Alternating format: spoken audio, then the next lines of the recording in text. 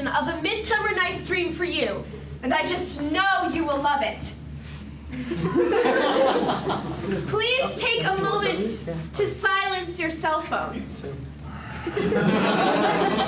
No video or recording devices of any kind are allowed. That is, of course, unless you have permission from Dr. C. Minnie Mouse? Perhaps because this is your first year in the troupe, you didn't know that we just refer to our director as Dr. C. Or, if you've been in the troupe for 3 years, like myself, you just call him Little Big Man. Wow! In case you didn't notice, Nick was admitted to graduate school to act and direct in Shakespeare plays. Keep going. He is the 6th person from our troupe to go into Renaissance studies.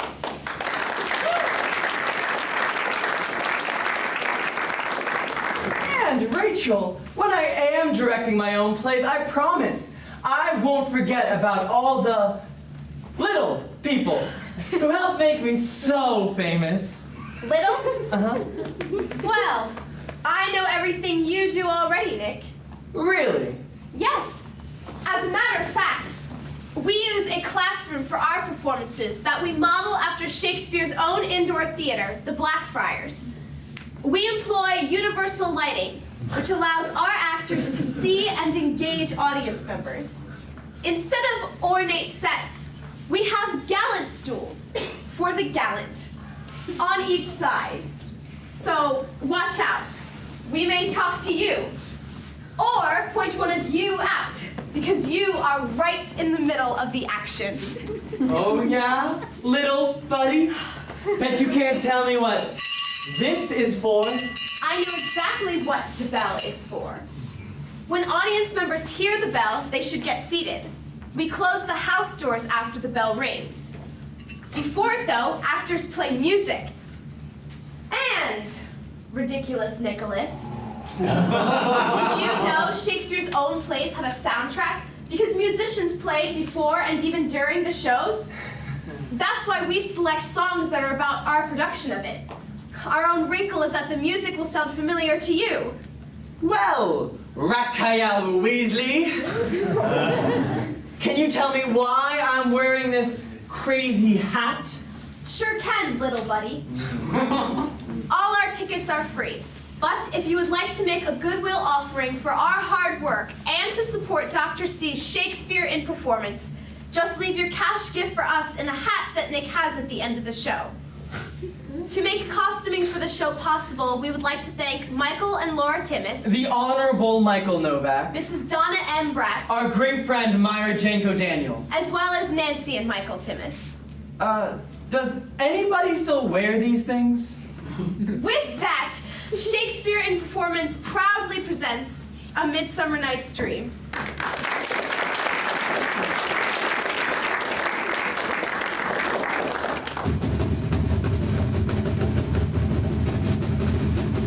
Aha!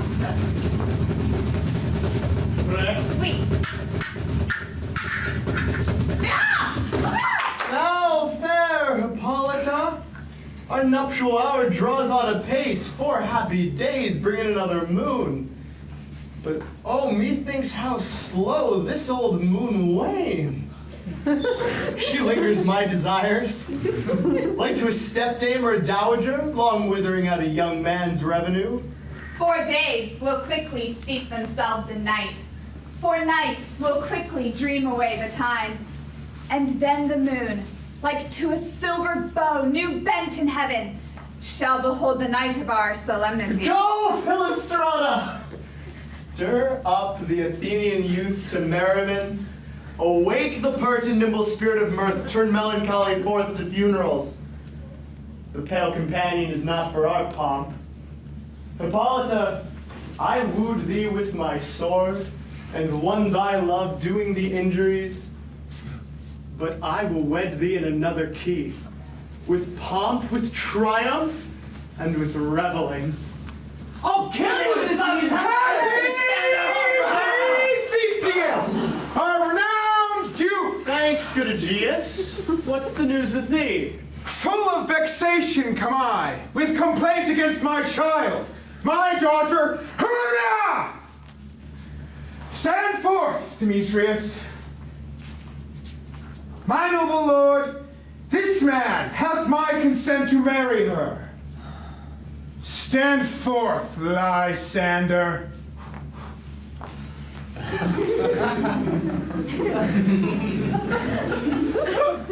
And my gracious Duke, this man hath bewitched the bosom of my child. Thou, Lysander, thou hast given her rhymes and interchanged love tokens with my child. Thou hast by moonlight at her window sung with fading voice verses of fading love, and stolen the impression of her fantasy with bracelets of thy hair, rings, gauds, conceits. With cunning hast thou filched my daughter's heart, turned her obedience which is due to me to stubborn harshness. And my gracious Duke, be it so she will not here before your grace consent to marry with Demetrius. I beg the ancient privilege of Athens. As she is mine, I may dispose of her, which shall be either to this gentleman or to her death, according to our law, immediately provided in that case. What say you, Hermia? Be advised, fair maid, to you your father should be as a god. One that composed your beauties, yea, and one to whom you are but as a form in wax. By him imprinted and within his power to leave the figure or disfigure it. Demetrius is a worthy gentleman. So is Lysander. In himself he is. But in this kind, wanting your father's voice, the other must be held the worthier. I would my father looked but with my eyes. Rather, your eyes must with his judgment look. I do entreat your grace to pardon me. I know not by what power I am made bold, nor how it may concern my modesty in such a presence here to plead my thoughts. But I beseech your grace that I may know the worst that may befall me in this case, if I refuse to wed Demetrius. Either to die the death or to abjure forever the society of men. Therefore, fair Hermia, question your desires, know of your youth, examine well your blood, whether if you yield not to your father's choice, you can endure the livery of a nun. For I, to be in shady cloister mewed, to live a barren sister all your life, chanting faint hymns to the cold, fruitless moon.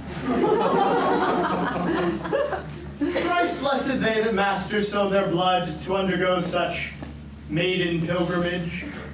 But earthlier happy is the rose distilled than that which withering on the virgin thorn grows, lives, and dies in single blessedness. So will I grow, so live, so die, my lord, ere I will my virgin patent up unto his lordship, whose unwished yoke my soul consents not to give sovereignty. Take time to pause. And by the next new moon, the sealing day betwixt my love and me, for everlasting bond of fellowship, upon that day, either prepare to die for disobedience to your father's will, or else to wed Demetrius, as he would. Or, on Diana's altar to protest for austerity and single life. Relent, sweet Hermia, and Lysander, yield thy crazed title to my certain right. You have her father's love, Demetrius. Let me have Hermia's. Do you marry him? Scornful Lysander! True, he hath my love, and what is mine, my love shall render him. And she is mine, and all my right of her I do estate unto Demetrius. I am, my lord, as well derived as he, as well possessed My love is more than his. My fortunes every way is fairly ranked, if not with vantage as Demetrius's. And, which is more than all these boasts can be, I am beloved of beauteous Hermia. Why should not I then prosecute my right? Demetrius, while about you to his head, made love to Neater's daughter, Helena, and won her soul. And she, sweet lady, dotes, devoutly dotes in idolatry upon this spotted and inconstant I man. must confess that I have heard so much. And with Demetrius thought to have spoke thereof, but being over full of self-affairs, my mind did lose it. But Demetrius, come, and come, Aegeus, you should go with me. I have some private schooling for you both. For you, fair Hermia, look you arm yourself to fit your fancies to your father's will, or else the law of Athens yields you up, which we by no means may extenuate, to death or a vow of single life. Demetrius and Aegeus, go along. I must employ you in some business against our nuptial, and confer with you of something nearly that concerns yourselves. With duty and desire, we follow you.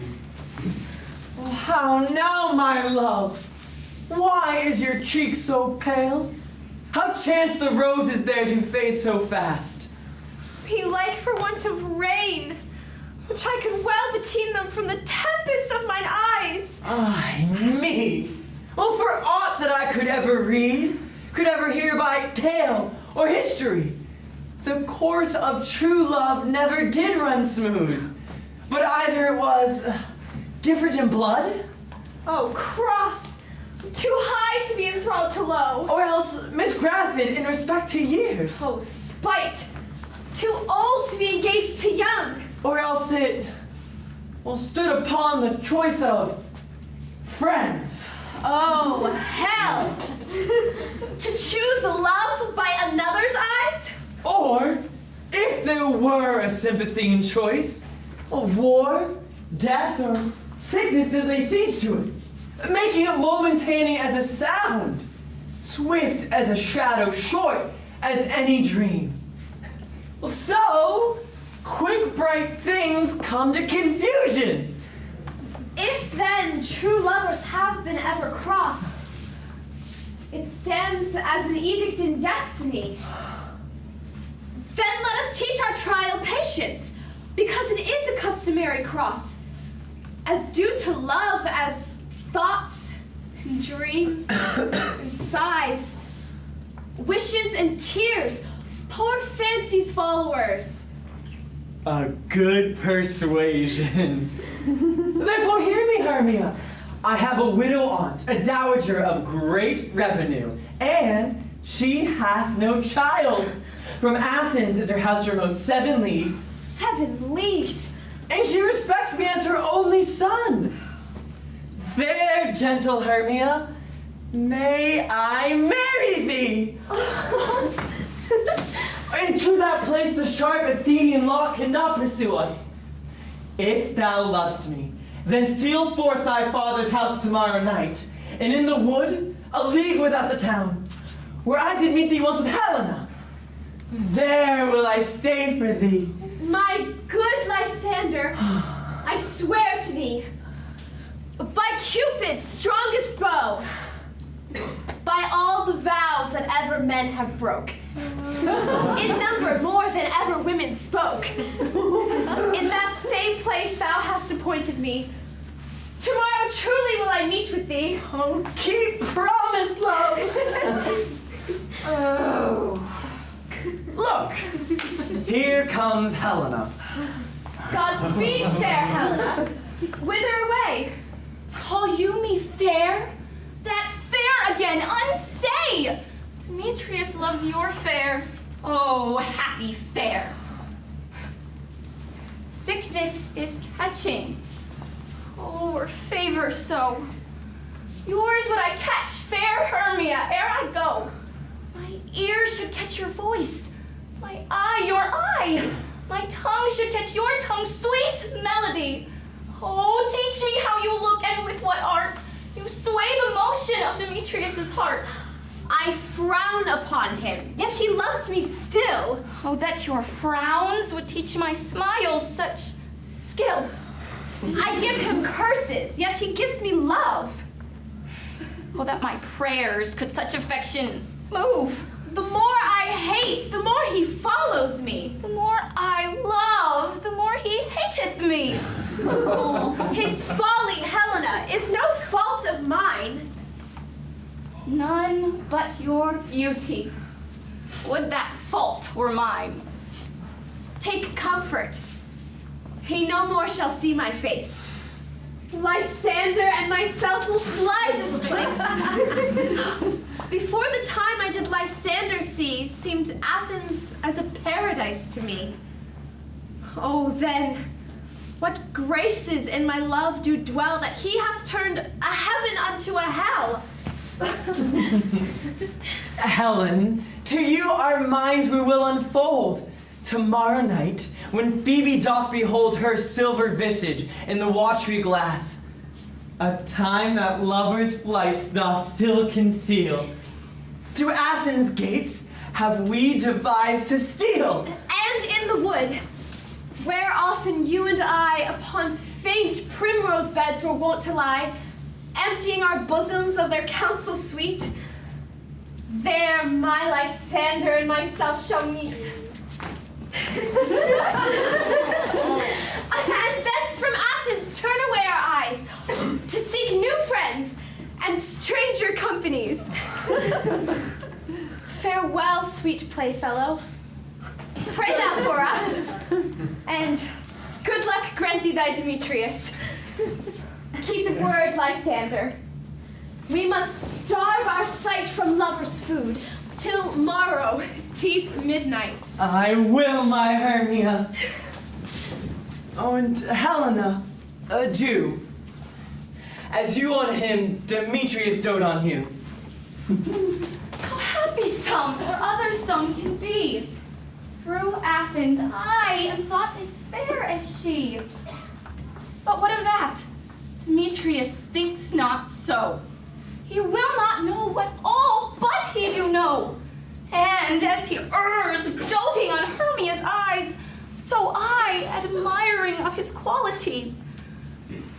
Things base and vile, holding no quantity, love can transpose to form and dignity.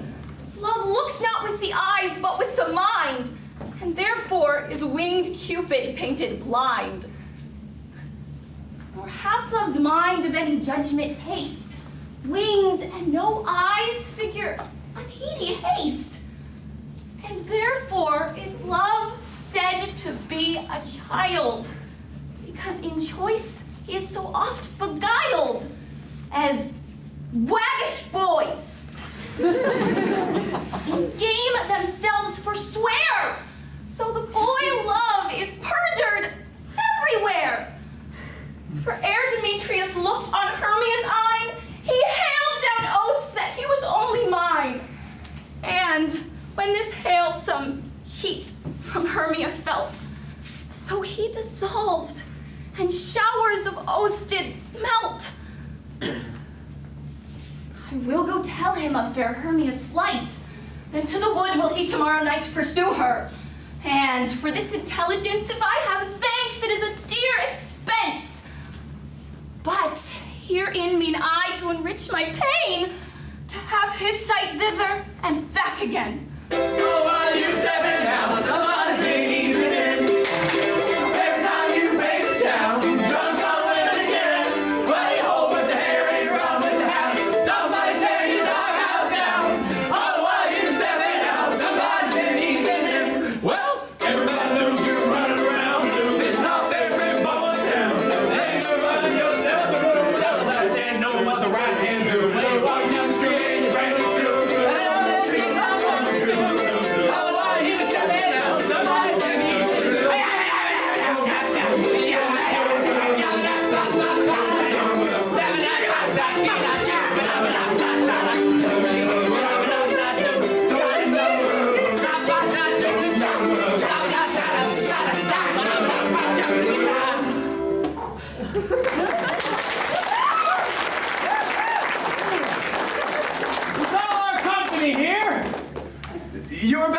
shown generally, man by man, according to the script.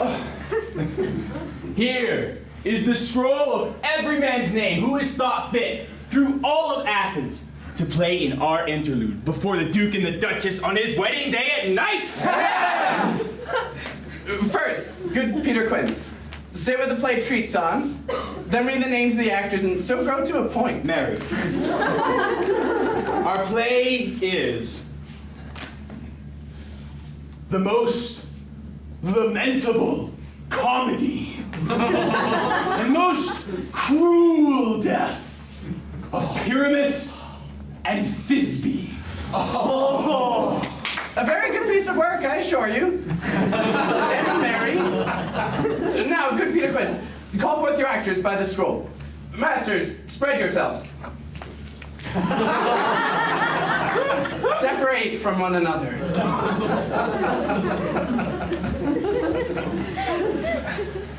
Answer as I call you. Nick Bottom the Weaver. Ready?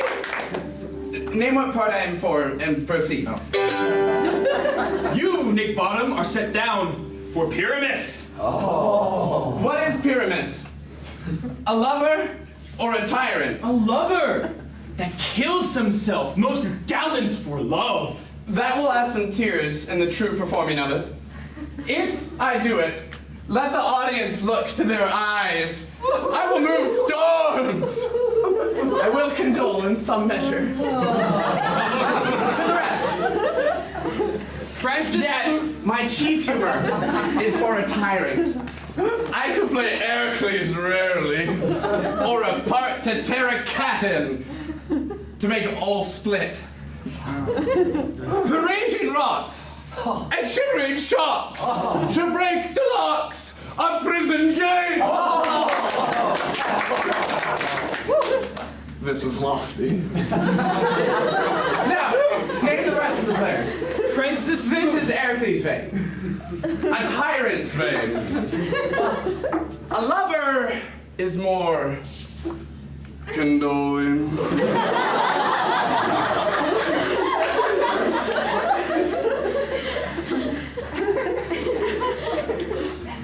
Francis Flute the bellows bender.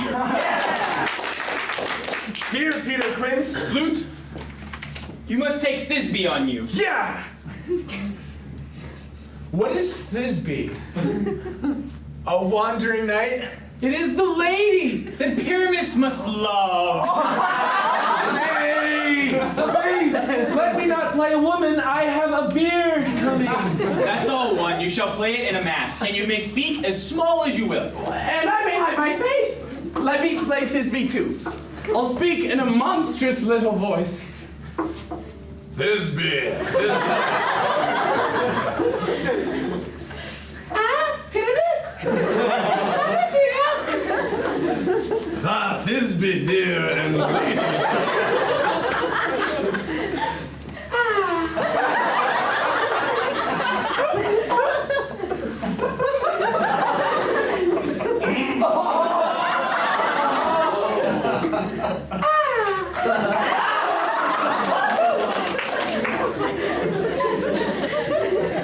No, you must play Pyramus.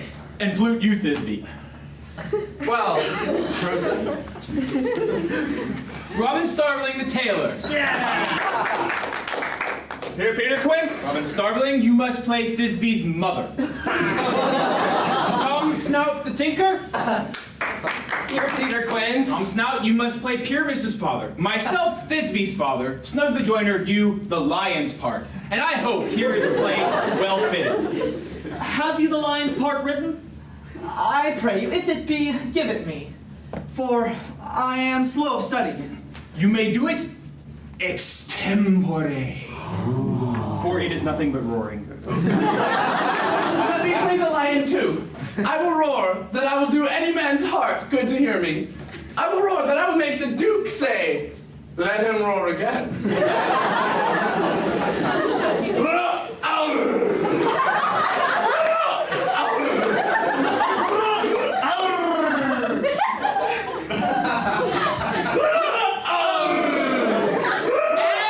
And you should do it too terribly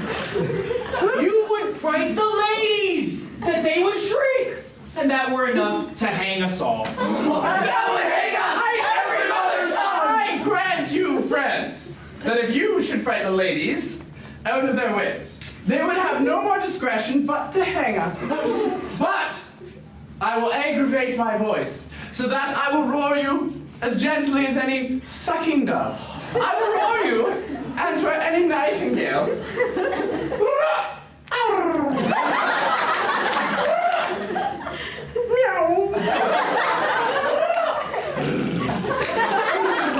You can play no part but pyramids!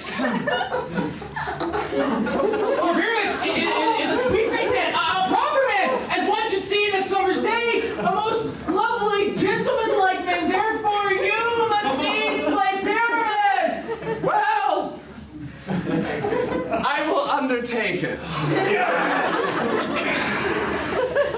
Masters, here are your parts, and I am to entreat you, request you, and desire you to con them by tomorrow night, and meet me in the palace wood, a mile without the town by moonlight.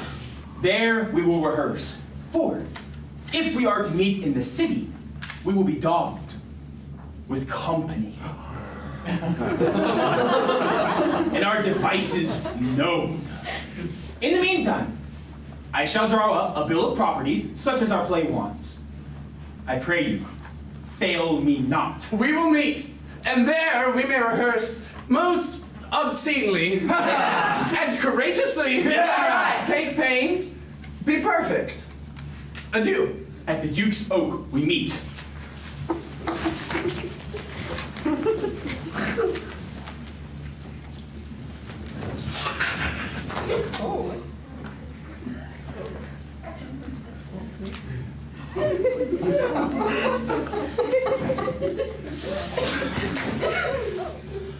Well, how now, spirit?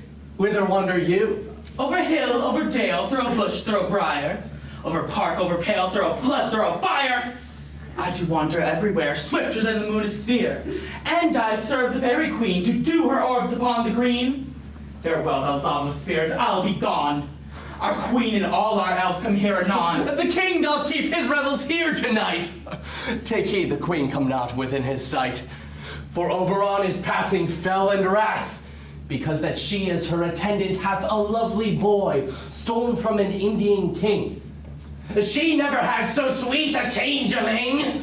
And a jealous Oberon would have the child knight of his train to trace the forests wild. But she perforce withholds the loved boy, crowns him with flowers, and makes him all her joy.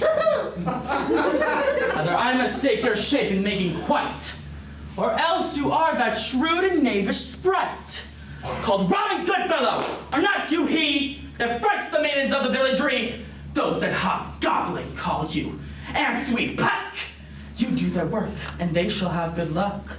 Are not you he? Thou speakest right! I am that merry wanderer of the night. I jest to Oberon and make him smile, when I a fat and bean-fed horse beguile, neighing in likeness of a filly foal.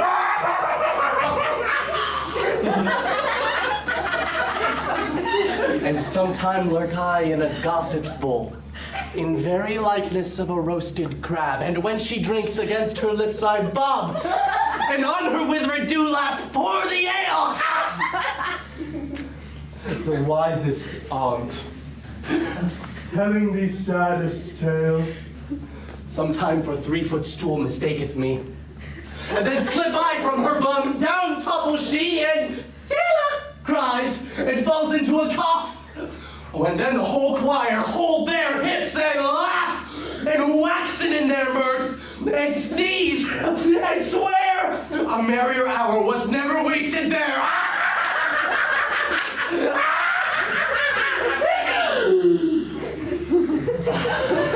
But room fairy, here comes Oberon, And here my mistress! Would that he were gone!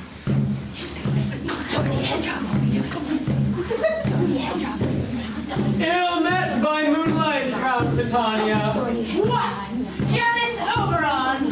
Very! Skip hence! I have forsworn his bed and company. Tarry! not I thy lord? Then I must be thy lady. But I know when thou hast stolen away from fairyland, and in the shape of Corin sat all day, playing on pipes of corn and versing love to amorous Phillida.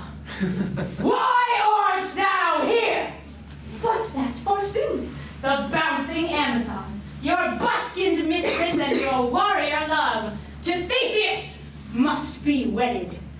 And you come to give their bed joy and prosperity. How canst thou thus for shame, Titania, glance at my credit with Hippolyta, knowing I know thy love to Theseus? These are the forgeries of jealousy. And never, since the midsummer spring met we, on hill, in dale, forest or mead, by paved fountain or by rushy brook, or in the beached margent of the sea, to dance our ringlets to the whistling wind.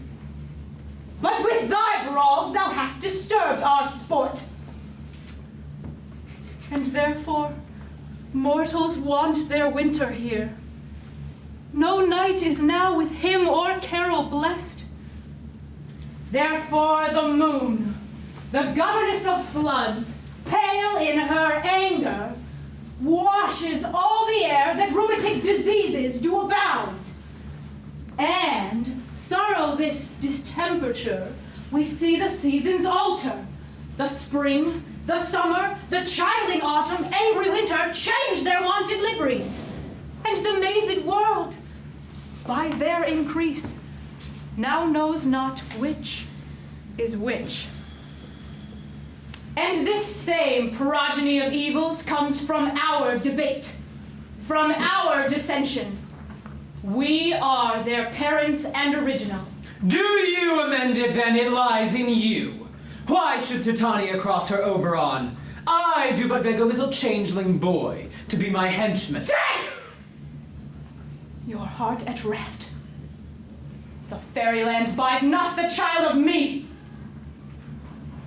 His mother was a votress of my order, and in the spiced Indian air by night full often hath she gossiped by my side, and sat with me on Neptune's yellow sands, marking them barked traders on the flood.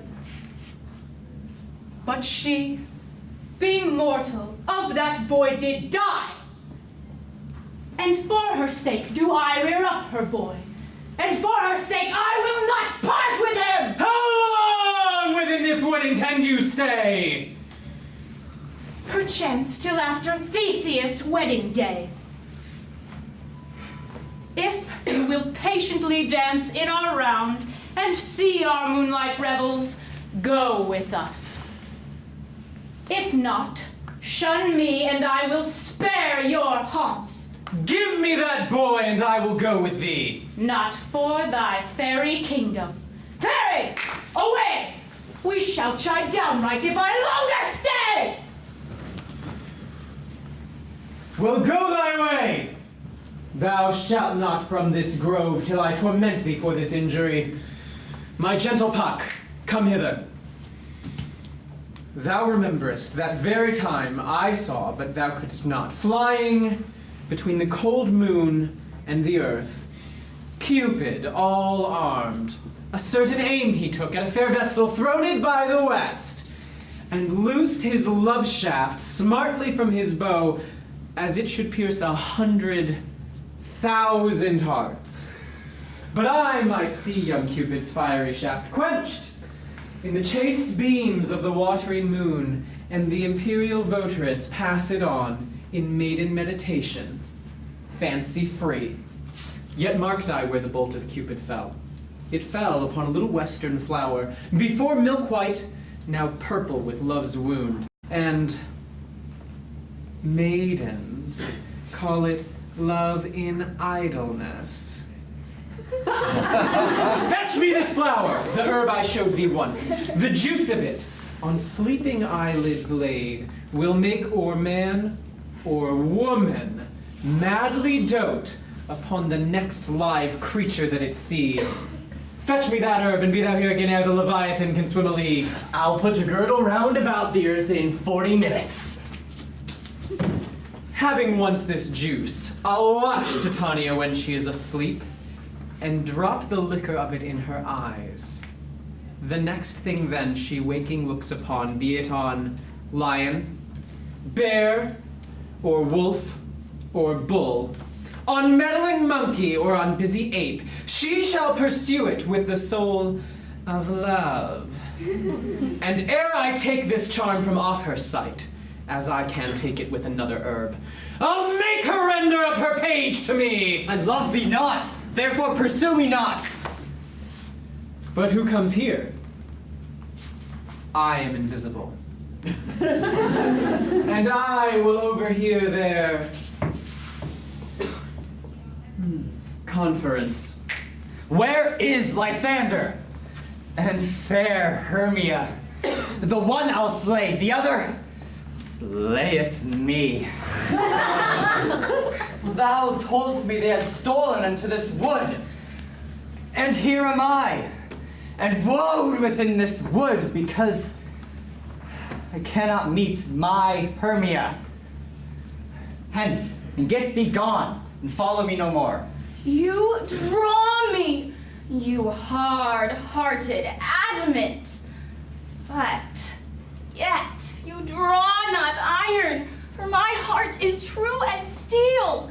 Leave you your power to draw, and I shall have no power to follow you. Do I entice you? Do I speak you fair? Or rather, do I not in plainest truth tell you? I do not, nor I cannot love you. And even for that do I love you the more. I am your spaniel. And Demetrius, the more you beat me, I will fawn on you. Use me but as your spaniel. Spurn me, strike me, neglect me, lose me. Only give me leave, unworthy as I am to follow you. What worser place can I beg in your love? Yet a place of high respect with me, than to be used as you use your dog. Tempt not too much the hatred of my spirit, for I am sick when I do look on thee. I am sick when I look not on you. You do impeach your modesty too much. To leave the city and commit yourself into the hands of one that loves you not.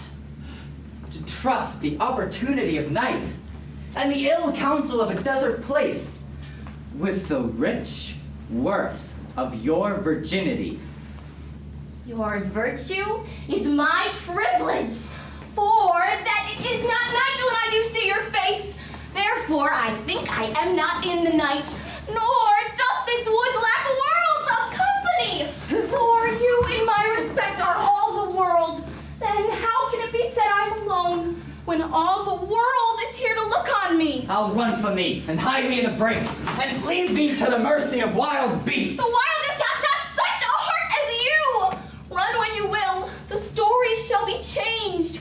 Apollo flies and Daphne holds the chase. The dove pursues the griffin.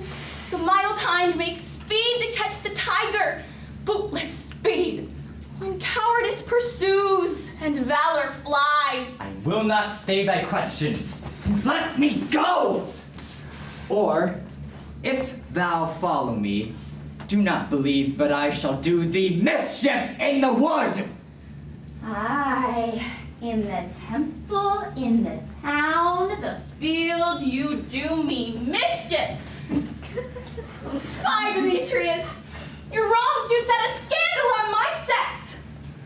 We cannot fight for love as men may do. We should be wooed, and we're not made to woo. I'll follow thee and make a heaven of hell, to die upon the hand I love so well. Fare thee well, nymph. Ere he do leave this grove, Thou shalt fly him, and he shall seek thy love. Welcome, wanderer. Hast thou the flower there? Aye, there it is. I pray thee give it me. I know a bank where the wild thyme blows, where oxlips and the nodding violet grows. There sleeps Titania sometime of the night, lulled in these flowers with dances and delight. And with the juice of this, I'll streak her eyes and make her full of hateful fantasies. Take thou some of it. And seek through this grove a sweet Athenian lady is in love with a disdainful youth. Anoint his eyes, but do it when the next thing he espies may be the lady. Thou shalt know the man by the Athenian garments he hath on.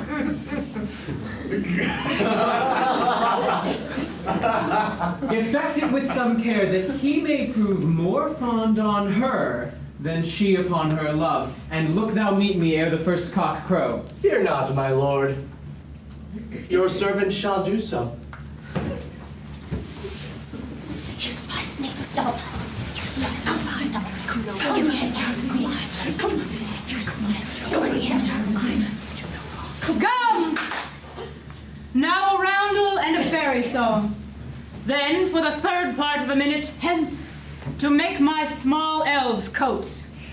And some keep back the clamorous owl, the nightly hoots, and wonders at our quaint spirits. Sing me now asleep. Then to your offices and let me rest.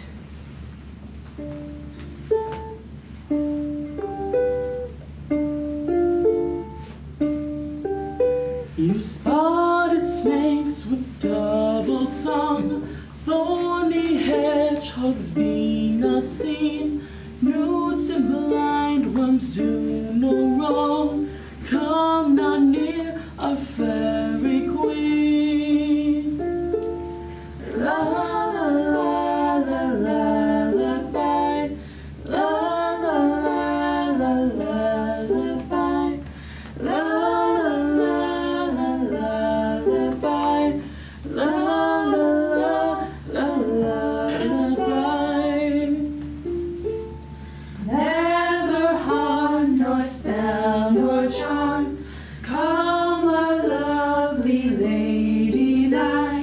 So good night with lullaby. La la la la lullaby. La la la la lullaby. La la la la lullaby. La la la lullaby. Hence away, now all is well. When a loose stand sentinel.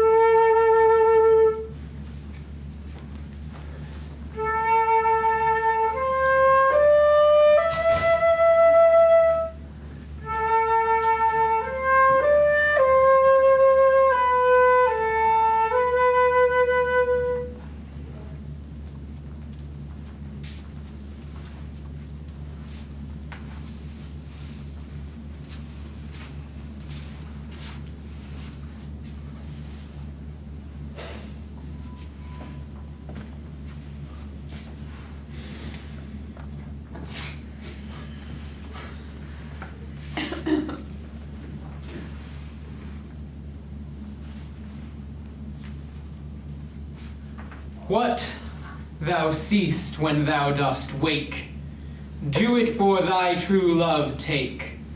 Love and languish for his sake. Be it ounce, or cat, or bear, pard or boar with bristled hair, in thy eye that shall appear when thou wakest, it is thy dear.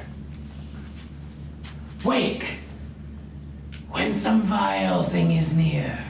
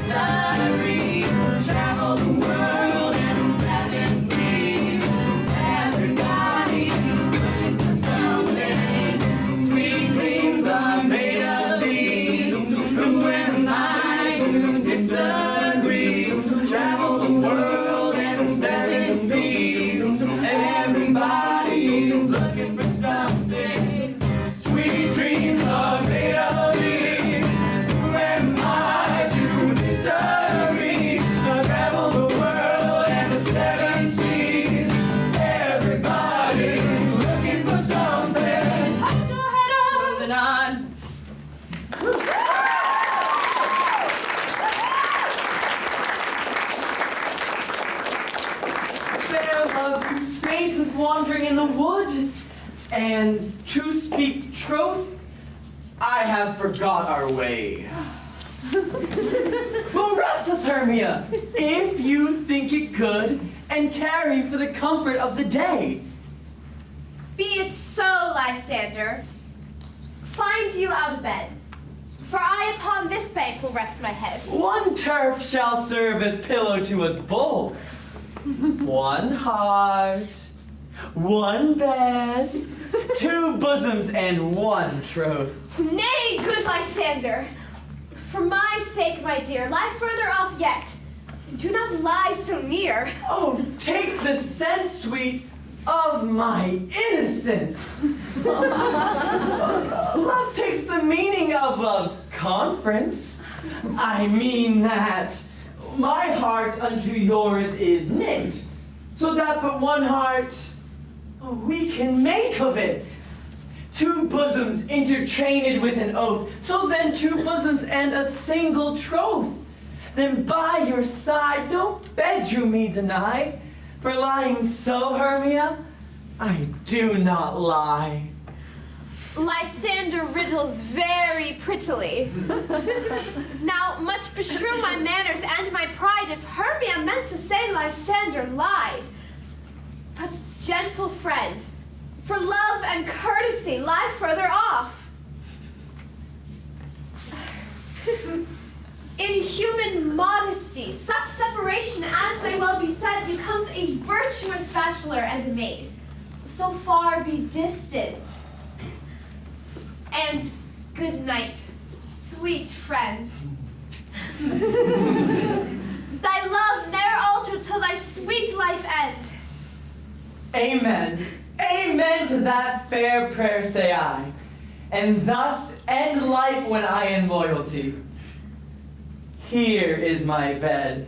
Will sleep give thee all his rest. With half that wish, the wisher's eyes be pressed.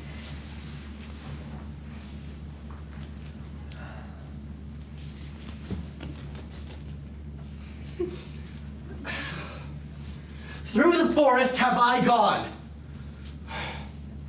but Athenian found I none. On whose eyes might I approve this flower's force in stirring love? Oh, night in silence. Ah! Who is here? Weeds of Athens he doth wear. This is he, my master said, despiseth the Athenian maid. And hear the maiden, sleeping sound on the dank and dirty ground.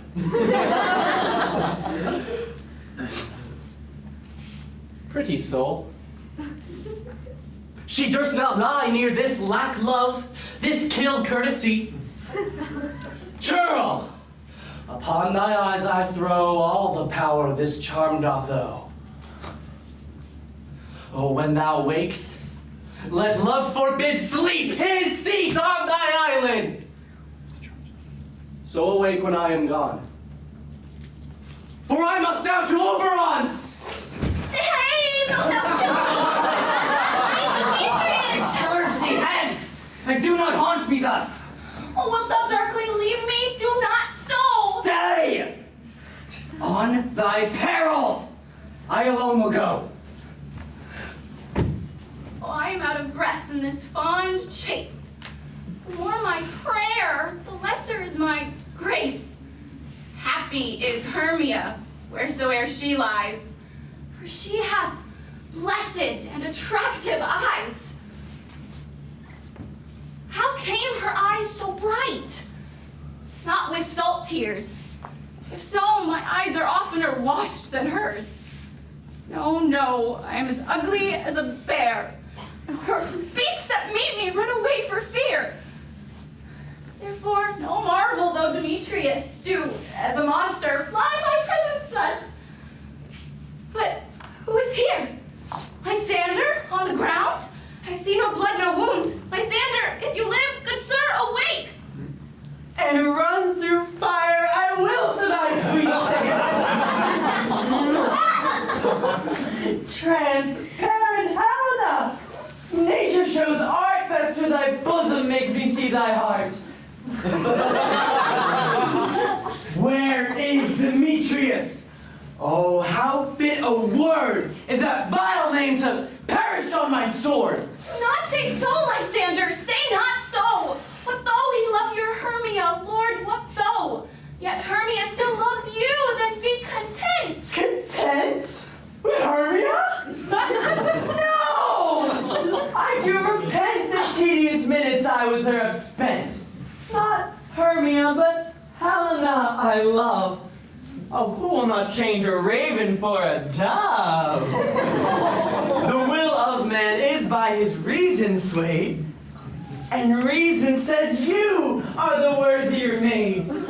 Things growing are not ripe until their season, so I, being young till now, I ripe not to reason, and touching now the point of human skill, reason becomes the marshal to my will, and leads me to your eyes, for I o'erlook love's story written in love's richest book. Wherefore was I to this keen mockery born? When at your hands did I deserve this scorn? Is't not enough, is't not enough, young man. I did never, no nor never can, deserve a sweet look from Demetrius's eye. But you must flout my insufficiency. Good troth you do me wrong, good sooth you do, in such disdainful manner me to woo. But very well, perforce I must confess, I thought you lord of more true gentleness. Oh, that a lady of one man refused, should of another therefore be abused.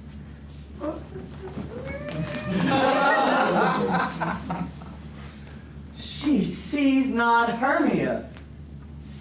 Hermia, sleeps thou there, and never mayst thou come Lysander near. For as a surfeit of the sweetest things, the deepest loathing to the stomach brings. Or, as the heresies that men did leave, are hated most by those they did deceive. So thou, my surfeit and my heresy, of all be hated but the most of me. And all my powers address your love and might to honor Helen and to be her knight. Help me, Lysander, help me! Do thy best to pluck this crawling serpent from my breast. Ay me, for pity. What a dream was here. Lysander, look how I do quake with fear. Methought a serpent ate my heart away, and you sat smiling at its cruel prey. Lysander! What, removed? Lysander? Lord! What, out of hearing? Gone? No sound, no word? Alack, where are you? Speak! And if you hear, speak of all loves. I swoon almost with fear. No? Then I well perceive you are not nigh. Either death or you, I'll find immediately. Oh,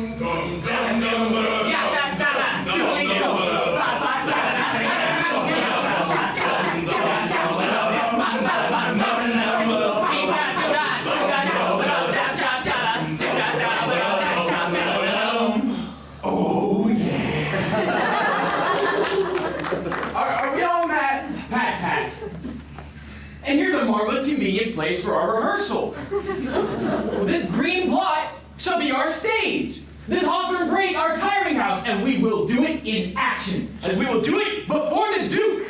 Yeah, Peter Quinn. What sayest thou, bully bottom? There are things in this comedy of Pyramus and Thisbe that will never please. But first, Pyramus must draw a sword to kill himself, which the ladies cannot abide. How answer you with that? Fire Lake in a parlous fear! I believe we must leave the killing out when all is done. Wit! I have a device to make all well. Write me a prologue.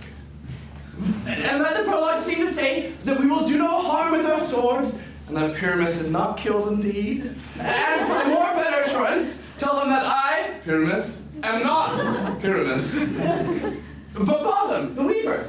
This will put them out of fear. Well, we will have such a prologue. And it will be written in 8 and 6. No, make it 2 more. Let it be written in 8 and 8. Will not the ladies be afeard of the lion? I fear it, I promise you. Masters, what to consider it yourselves? To bring in, God shield us, a lion among ladies is the most dreadful thing, and we ought to look to it. Therefore, another prologue must tell that he is not a lion. Nay, you must name his name, and half his face must be seen through the lion's neck, and he himself must speak through, saying thus, or to the same defect. Ladies.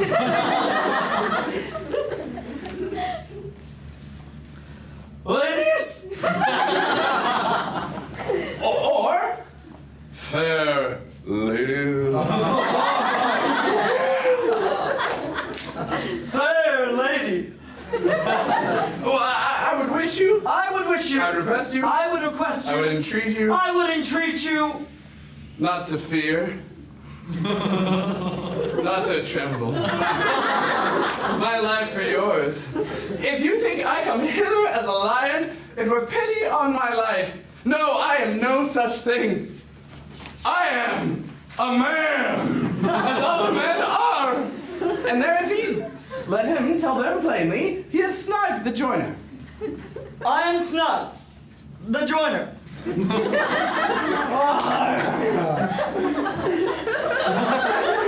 Well, it shall be so.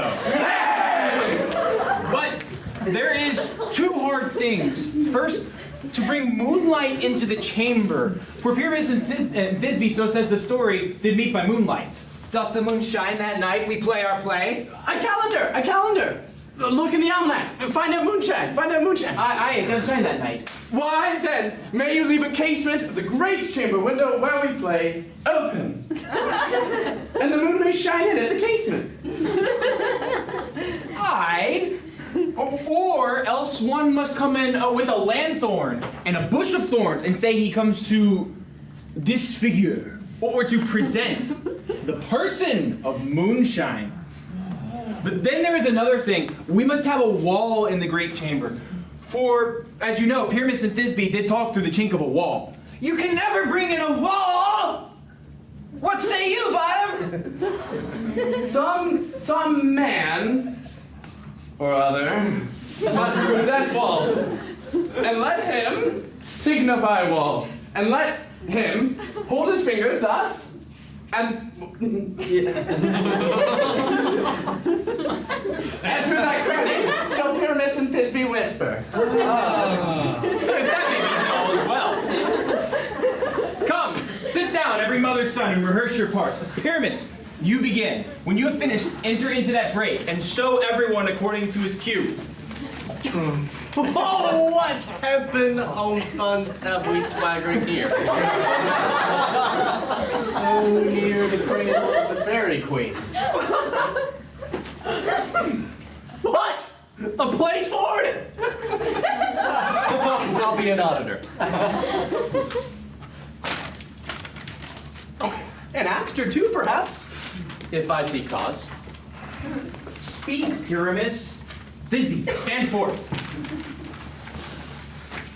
Thisbe, the flowers of odious savor sweet. Odors. Odors savor sweet. So hath thy breath, my dearest Thisbe dear. But hark! A voice! Stay thou but here a while, and by I will to thee appear. A stranger Pyramus than e'er played here. Must I speak now? I'm merry, must you? For you are to know that he goes to see a noise that he has heard and is to come again.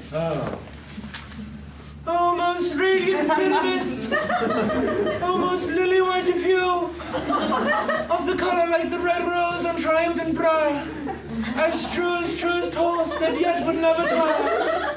I'll meet thee, Pyramus, at Nidus tomb, man!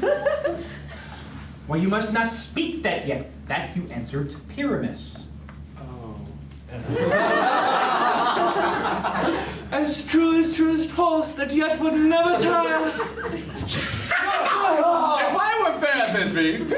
I were only that. I'll leave you go around through briar, through bush, through brake, through briar. Sometime a horse I'll be, sometime a hound, a hog, a headless bear, sometime a fire. And they, and bark, and grunt, and roar, and burn, like horse, hound, hog, bear, and fire at every turn. Why did they run away? This is a knavery of them, to make me a fear. Oh, bottom, thou art changed. What do I see on thee? What do you see? What kind of asshead are you?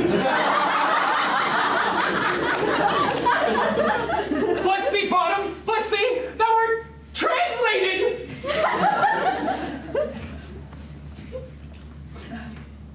I see their knavery. This is to make an ass of me. To fright me, if they could. But I will not stir from this place.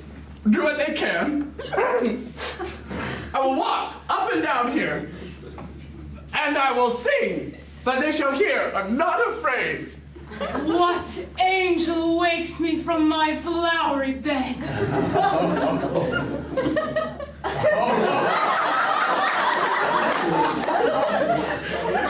I pray thee, gentle mortal, speak again.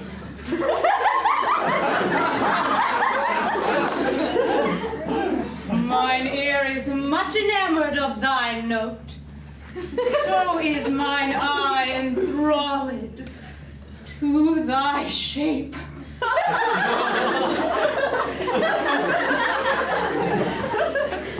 And thy fair virtue's force perforce doth move me on the first view to say, to swear, I love thee. Methinks, mistress, you should have little reason for that. And yet, to say the truth, reason and love keep little company together nowadays. More the pity that some honest neighbors will not make them friends. Nay, I can gleek upon occasion. Thou art as wise as thou art beautiful. Not so. Neither. And yet, if I had wit enough to get out of this wood, I have enough to serve mine own turn. Out of this wood do not desire to go. Thou shalt remain here whether thou wilt or no. I am a spirit of no common rate. The summer still doth tend upon my state, and I do love thee. Therefore, go with me. I'll give thee fairies to attend on thee, and they shall fetch thee jewels from the deep, and sing while thou on pressed flowers dost sleep. And I will purge thy mortal grossness so that thou shalt like an airy spirit go. Pace blossom, ready, cobweb, And I, moth, and I, and mustard seed. and I. Where shall we go? Be kind and courteous to this gentleman.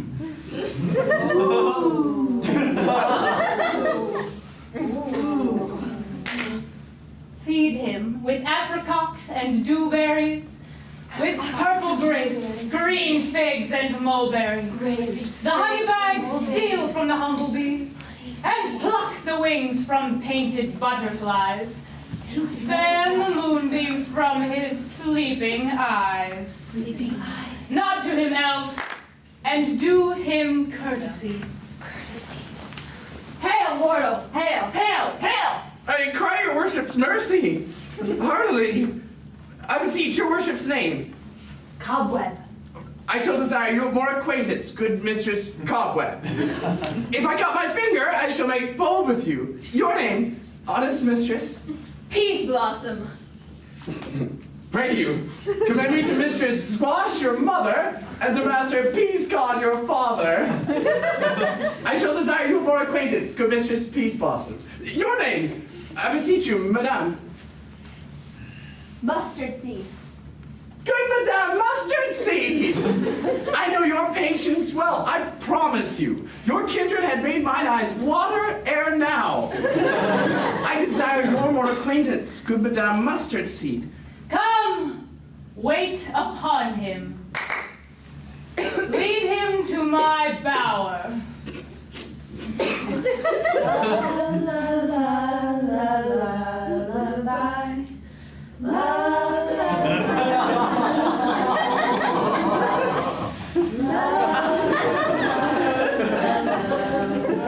The moon, methinks, looks with a watery eye, and when she weeps, weeps every little flower, lamenting some enforced chastity.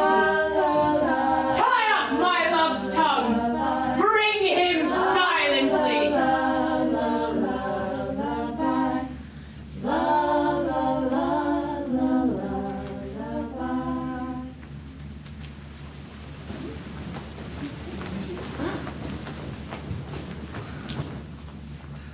Bum bum bum bum ba-dum bum bum bum bum ba-dum bum bum bum ba-dum bum bum ba-dum bum.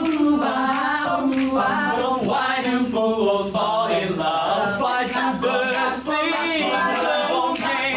Love is a way to break a day. Why do they fall in love? Why does the rain fall from above? Why do fools fall in love? Why do they fall in love? Love is a losing game. Love can be a shame. I know the fool you see. For that fool is me. Tell me why.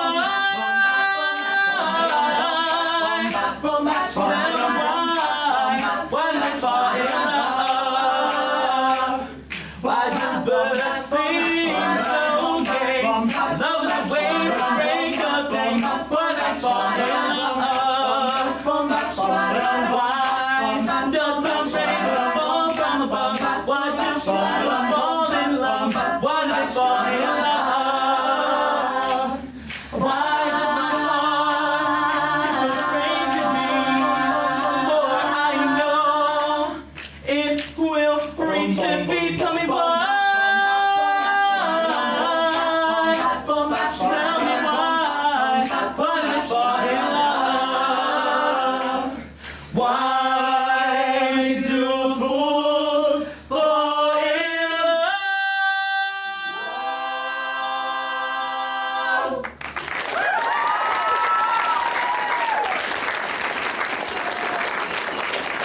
Hi, I'm Andrew Olson with the C3 Band, which is coming in behind me, and that bell that you just heard indicates that we have reached our intermission. But the band has prepared 3 great songs for you, which we are going to begin right now during the intermission.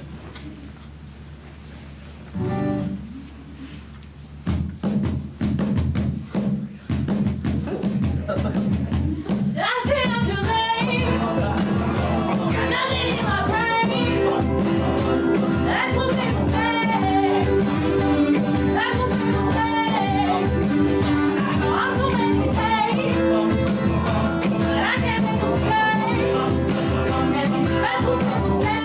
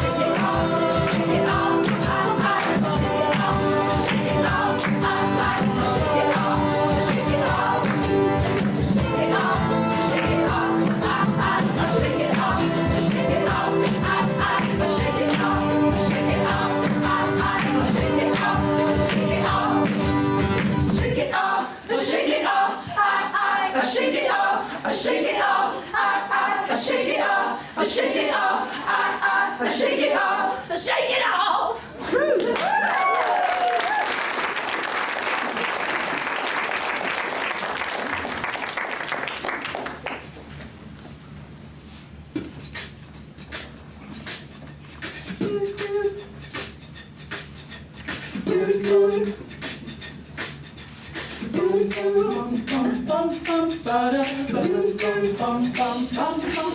Sometimes I feel I've got to run away. I've got to get away from the pain you're driving on me. The love we share seems to go nowhere, and I've lost my life. For I toss and turn, I can't sleep at night. Once I ran to you, now I run from you. This tainted love you've given, I gave you all a boy could give you. Take my tears and that's not nearly all. Tainted love, tainted love. Now I know I've got to run away. I've got to get away. You don't really want any more from me to make things right. You need someone who holds you tight, and you think love is to pray. But I'm sorry, I don't pray that way. Once I ran to you, now I run from you. Oh, this tainted love you've given, I gave you all a boy could give you. Take my tears and that's not nearly all. Tainted love, tainted love. Don't touch me, please. I cannot stand the way you did. I love you though you hurt me so. Now I'm gonna pack my things and go. Tainted love, tainted love, tainted love, tainted love.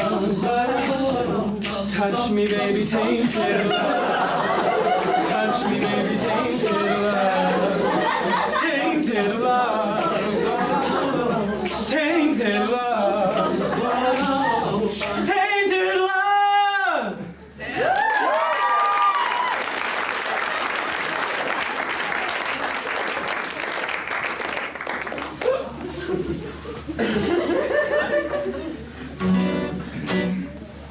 One, two, three, four. Shot through the heart, and you're to blame, darling. You give love a bad name.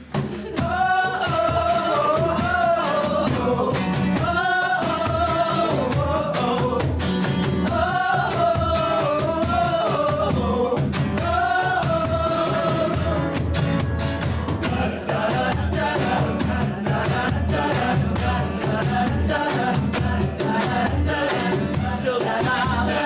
What do you say? You promised me heaven, then put me through hell. She's a love that holds on me. Passions of prison you can't break free.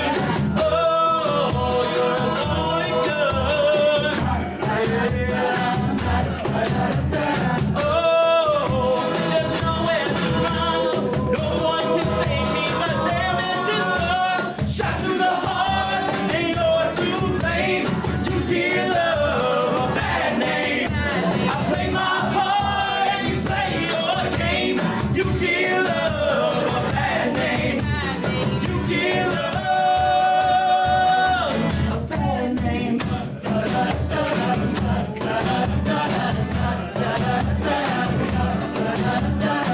Your smile on your lips, the red nails on your fingertips. What's your name? You act so shy. Your very first kiss was your first kiss goodbye. Oh, you're a loaded gun. Yeah. Oh, there's nowhere to run.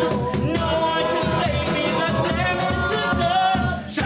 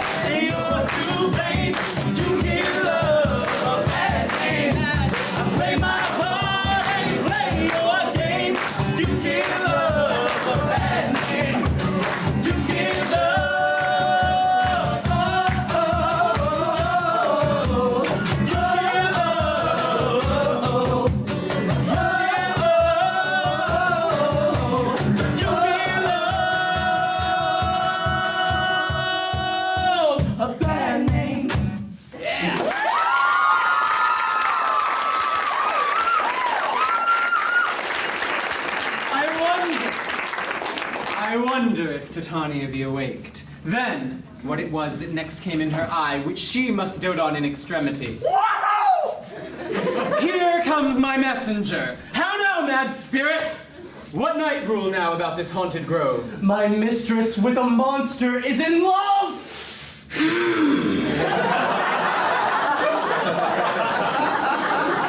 Near to her close and consecrated bower, while she was in her dull and sleeping hour, a crew of patches, rude mechanicals that work for bread upon Athenian stalls, were met together to rehearse a play intended for great Theseus' nuptial day.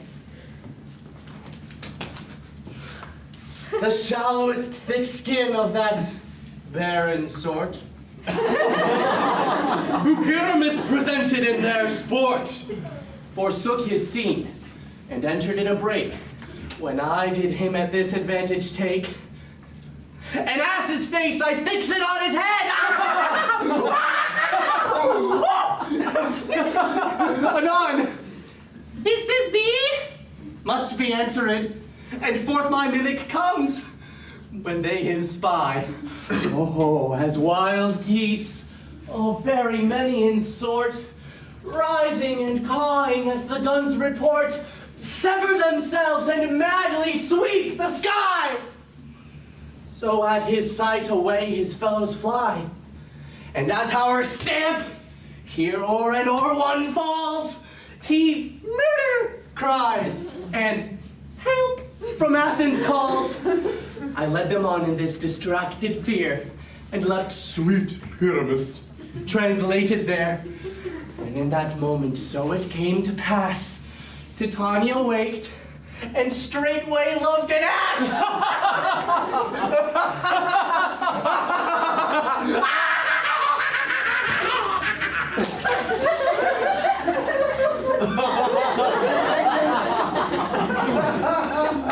This falls out better than I could devise. But hast thou yet latched the Athenian's eyes with the love juice as I did bid thee do? Oh, I took him sleeping. That is finished too.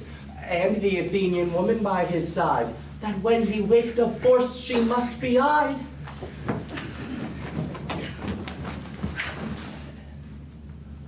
Stand close. This is the same Athenian. This is the woman. But, not this the man. Oh, why rebuke you him that loves you so? Lay breath so bitter on your bitter foe. Now I but chide, but I should use thee worse. For thou, I fear, hast given me cause to curse. If thou hast slain Lysander in his sleep, beating over shoes and blood, plunge in the deep and kill me too. The sun was not so true unto the day as he to me. Would he have stolen away from sleeping Hermia? It cannot be but thou hast murdered him. So should a murderer look, so dead, so grim. So should the murdered look, and so should I, pierced through the heart with your stern cruelty. Yet, you, the murderer, look as bright, as clear, as yonder Venus in her glimmering sphere. What's this to my Lysander? Where is he? Oh, good Demetrius, wilt thou give him me? I'd rather give his carcass to my hounds. Out dog! Out cur! Thou drivest me past the bounds of maiden's patience. Hast thou slain him then? Henceforth be never numbered among men. Oh, once tell true. Tell true even for my sake. Durst thou have looked upon him being awake, and hast thou killed him sleeping? Oh, brave touch! You spend your passion on a misprized mood. I am not guilty of Lysander's blood, nor is he dead for aught that I can tell. I pray thee, tell me then that he is well. And if I could, what should I get there for? Oh. see me more. And from my hated presence part I so. See me no more, whether he be dead or no. There is no following her in this fierce vein. Here, therefore, for a while will I remain. So sorrow's heaviness doth heavier grow, for debt that bankrupt sleep doth sorrow owe, which now in some slight measure it will pay, if for his tender here I make some stay.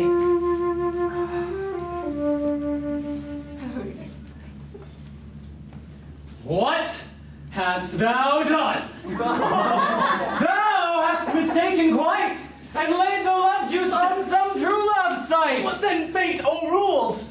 That one man holding troth, a million fail, confounding oath on oath?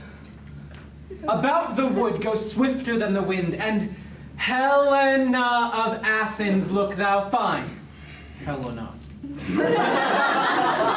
All fancy sick she is, and pale of cheer, with sighs of love that cost the fresh blood dear. By some illusion, see thou bring her here! I'll charm his eyes against she do appear. Oh, I go, I go, I go, I go!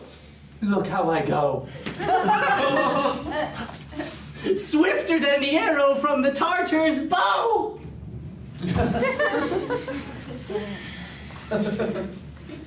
Flower of this purple dye, hit with Cupid's archery, sink in apple of his eye. When his love he doth espy, let her shine as gloriously as the Venus of the sky. When thou wakest, if she be by, beg of her for remedy. Captain of our fairy band, Helena is here at hand, and the youth mistook by me, pleading for a lover's fee. Shall we their fond pageant see? Lord, what fools these mortals be! Stand aside, the noise they make will cause Demetrius to awake. Then will two at once woo one? Oh, that must needs be sport alone. And those things do best please me that befall preposterously. Why should you think that I should woo in scorn? Scorn and derision never come in tears. Look, when I vow, I weep. And vow so born, in their nativity all truth appears. How can these things in me seem scorn to you, bearing the badge of faith that prove them true? You do advance your cunning more and more. When truth kills truth, oh devilish holy fray. These vows are Hermia's. Will you give her or? My oath with oath, and you will nothing weigh. Your vows to her and me put in two scales will even weigh, and both as light as tails. I had no judgment when to her I swore. Or none in my mind, now you give her o'er. Demetrius loves her, and he loves not you. Oh, Helena! Goddess, nymph, perfect, divine, to what my love shall I compare thine eyne? Crystal is muddy. Oh, let me but kiss this princess of pure white, this seal of bliss. Oh, spite! Oh, hell! I see you all are bent to set against me for your merriment. If you were civil and knew courtesy, you would not do me thus much injury. Can you not hate me as I know you do? But you must join in souls to mock me too? If you were men, as men you are in show, you would not use a gentle lady so, to vow and swear and super praise my parts. And I am sure you hate me with your hearts. You both are rivals and love Hermia, and now both rivals to mock Helena. A trim exploit, a manly enterprise to conjure tears up in a poor maid's eyes with your derision. None of noble sort would so offend a virgin and extort a poor soul's patience, all to make you sport. You are unkind, Demetrius. Be not so, for For you love Hermia. This you know I know. And here, with all goodwill, with all my heart, in Hermia's love I yield you up my part. And yours of Helena to me bequeath, whom I do love, and will do till my death. Never did mockers waste more idle breath. Lysander, keep thy Hermia, I will none. If e'er I loved her, all that love is gone. My heart to her but as guest-wise sojourned. And now to Helen is it home returned, there to remain. Helen, it is not so. Disparage not the faith thou dost not know. Yonder is thy dear. Thou art not by mine eye, Lysander, found. Mine ear, I thank it, brought me to thy sound. But why unkindly didst thou leave me so? Why should he stay, whom love doth press to go? What love could press Lysander from my side? Lysander's love, that would not let him bide. Fair Helen, who more engilds the night than all yon fiery O's and eyes of light. Why seek'st thou me? Could not this make thee know the hate I bear thee made me leave thee so? You speak not as you think. It cannot be. Oh, she is one of this confederacy. Now I perceive they have conjoined all three to fashion this false sport in spite of me. Injurious Hermia, most ungrateful maid, have you conspired? Have you with these contrived to bait me with this foul derision? Is all the counsel that we two have shared, the sisters' vows, the hours that we have spent, when we have chid the hasty-footed time for parting us? Oh, is it all forgot? All school days friendship, childhood innocence? And will you rent our ancient love asunder to join with men in scorning your poor friend? 'Tis not friendly, 'tis not maidenly. Our sex, as well as I, may chide you for it, though I alone do feel the injury. I am amazed by your passionate words. I scorn you not. It seems that you scorn me. Have you not set Lysander as in scorn to follow me and praise my eyes and face? Made for another love, Demetrius, who even but now did spurn me with his foot to call me goddess, nymph, divine and rare, precious, celestial. Wherefore speaks he this to her he hates? And wherefore doth Lysander deny your love, so rich within his soul, to tender me forsooth affection? But by your setting on, by your consent, I understand not what you mean by this. I do persever, counterfeit sad looks, make mouths upon me when I turn my back, wink each at other, hold the sweet jest up. This sport well carried shall be chronicled. If you have any pity, grace, or manners, you would not make me such an argument. But fare ye well.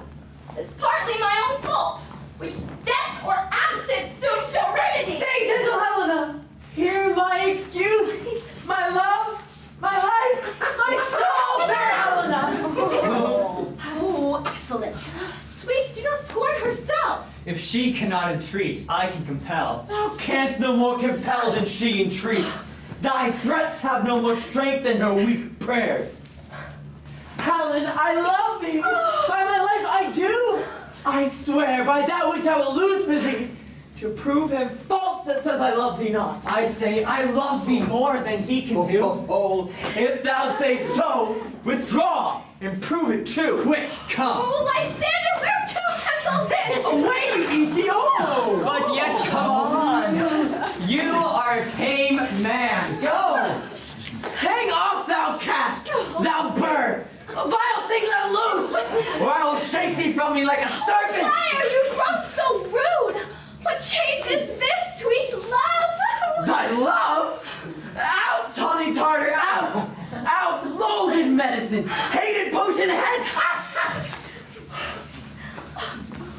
Do you not jest? Demetrius, I'll keep my word with thee. I would I had your bond, for I perceive a weak bond holds you. I'll not trust your word. What? Should I hurt her? Strike her? Kill her dead? Although I hate her, I'll not harm her so. What? Can you do me greater harm than hate? Hate me wherefore? Oh me, what news, my love? Am not I Hermia? Are not you Lysander? I am as fair now as I was erewhile. Since night you loved me. Yet, since night you left me. Why then, you left me, oh the gods forbid. In earnest, shall I say? I, by my life, and never did desire to see thee more. Therefore be out of hope, of question, of doubt. Be certain nothing truer. 'Tis no jest that I do hate thee and love Helena.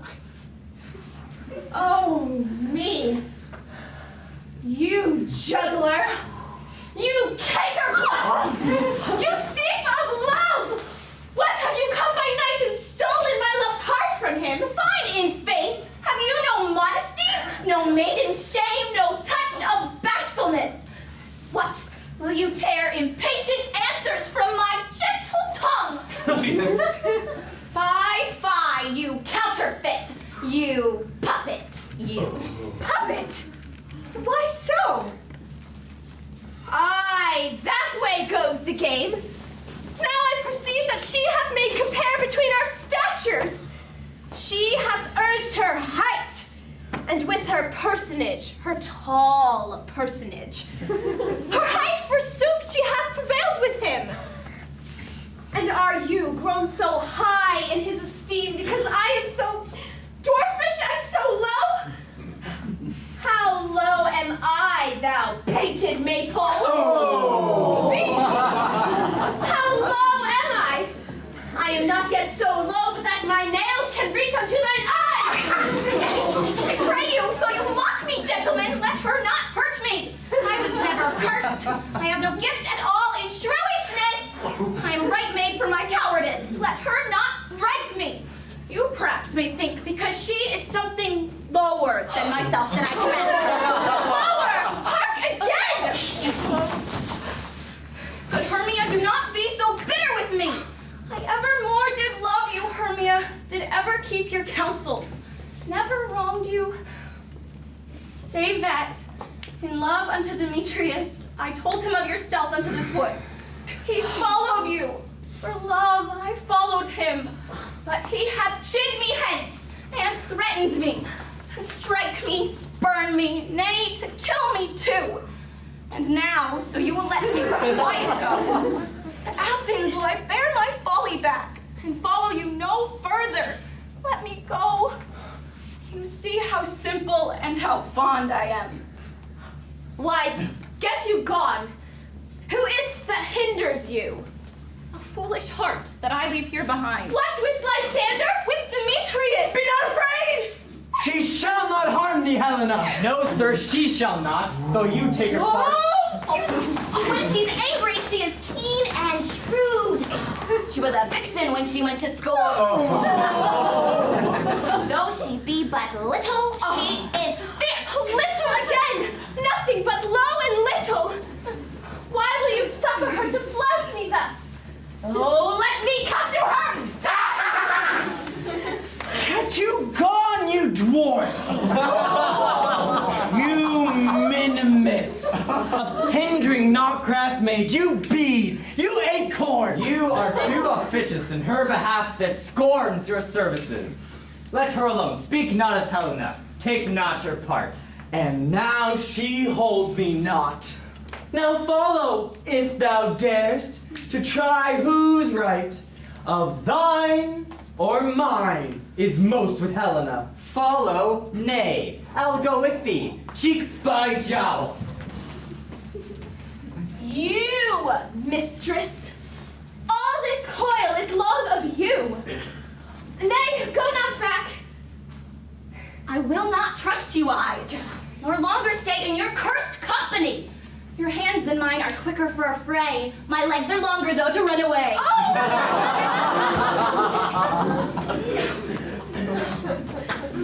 I am amazed and know not what to say.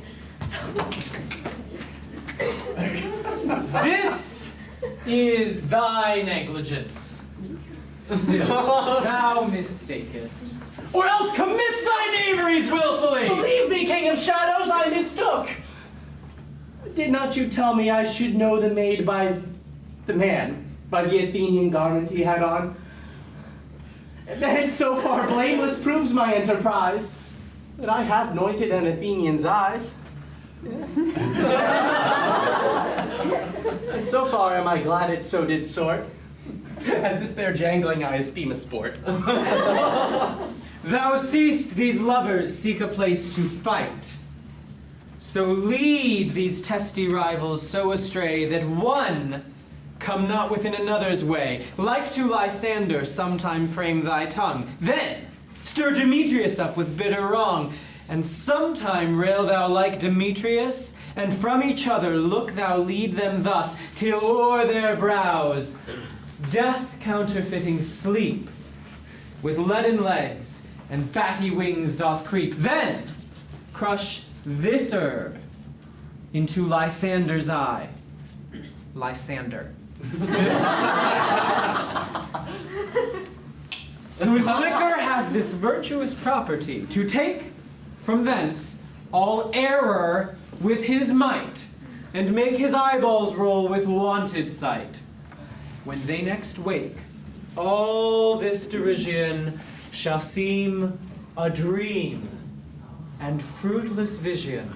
And back to Athens shall the lovers wend, with league whose date till death shall never end. Whilst I in this affair do thee employ, I'll to my queen, and beg her Indian boy, and then I will her charmed eye release from monster's view, and all things shall be peace. My fairy lord, this must be done with haste. For night's swift dragons cuts the clouds full fast, and yonder shines Aurora's harbinger, at whose approach ghosts, wandering here and there, troop home to churchyards, damned spirits all, that in crossways and floods have burial. But we are spirits of another sort. I, with the morning's love, have oft made sport. But notwithstanding haste, make no delay. We may effect this business yet ere day. Up and down, I will lead them up and down. I am feared and feel them down. Goblin, lead them up and down. Art thou proud, Demetrius? Oh, here comes one. Speak thou now! Here, villain, drawn and ready. Where art thou? I will be with thee straight. Follow me then to plainer ground. Lysander, speak again. Speak. In some bush? Where dost thou hide thy head? Thou villain! Thou runaway, art thou fled? Thou coward! Art thou bragging to the stars? Telling the bushes that thou look'st for wards and wilt not come? Come, recreant! Come, thou child! I'll whip thee with a rod. He is defiled that draws a sword on thee. Yea, art thou there? Follow my voice. We'll try no manhood here. Oh, he goes before me and still dares me on. When I come where he calls, then he is gone. The villain is much lighter heeled than I. I followed fast, but faster he did fly. That fallen am I in dark uneven way. Here will rest me.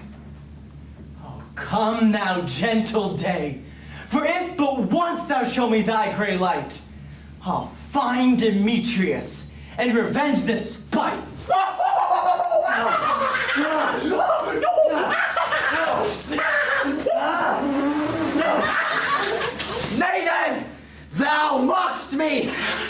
Thou shalt buy this, dear, if ever I thy face by daylight see. Now, go thy way. Faintness constraineth me to measure out my length on this cold bed. By day's approach, look to be visited. Oh, weary night. Oh, long and tedious night. Abate thy hour. Shine comforts from the east, that I may back to Athens by daylight. From these that my poor company detest. And sleep that sometimes shuts up sorrow's eye. Steal me a while from mine own company. Yet but 3. Come one more. 2 of both kinds make up 4. Oh, never so weary, never so in woe. Here she comes, cursed and sad. Cupid is a knavish lad, thus to make poor females mad. Bedabbled with the dew and torn with briars. I can no further crawl, no further go. My legs can keep no pace with my desires. Here will I rest me till the break of day. Heavens, shield Lysander if they mean a fray. On the ground, sleep sound, on the ground, sleep sound, on the ground, sleep sound, on the ground, sleep sound. I'll apply to your eye, gentle lover, remedy. When thou wakest, thou takest true delight in the sight of thy former lady's eye. And the country proverb known, that every man should take his own, in your waking shall be shown. Jack shall have Jill, naught shall go ill. The man shall have his mare again, and all shall be well.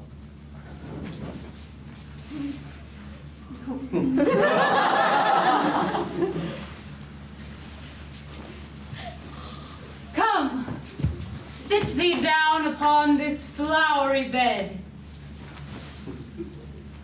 while I thy amiable cheeks do coy, and stick musk roses in thy sleek, smooth head, and kiss thy fair, large ears, my gentle joy. Where's Peas Blossom? Ready. Scratch my head, Peas Blossom. Where's Cobweb? Ready. Cobweb, good Cobweb. Get you your weapons in hand and kill me a red-hipped humblebee on the top of a thistle. Bring me the honeybag. Do not fret yourself too much in the action. And have a care the honeybag break not. I'd be loath to have you overflown with a honeybag. Where's mustard seed? Ready. Give me your hand, mustard seed. Pray you, leave your courtesy. What's your will? Nothing but to help Cavalier Cobweb to scratch. I must to the barber's, and I am such a tender ass. If my hair do but tickle, I must scratch. What? Wilt thou hear some music, my sweet love? I have a reasonable good ear in music. Let's have the tongs and the bones. Or say, sweet love, what thou desirest to eat. Truly? Methinks I have a great desire to a bottle of hay. Good hay, sweet hay, and no fellow. I have a venturous fairy that shall seek the squirrel's hoard and fetch thee off new nuts. I'd rather have a handful or 2 of dried peas. But pray you, let none of your people stir me. I have an exposition of sleep come upon me. Fairies, be gone, and be always away. Sleep thou, and I will wind thee in my arms. So doth the woodbine the sweet honeysuckle. honeysuckle gently entwist. The female ivy so enrings the barky fingers of the elm. Oh, how I love thee! How I dote on thee! Welcome, good Robin. Seest thou this sweet sight?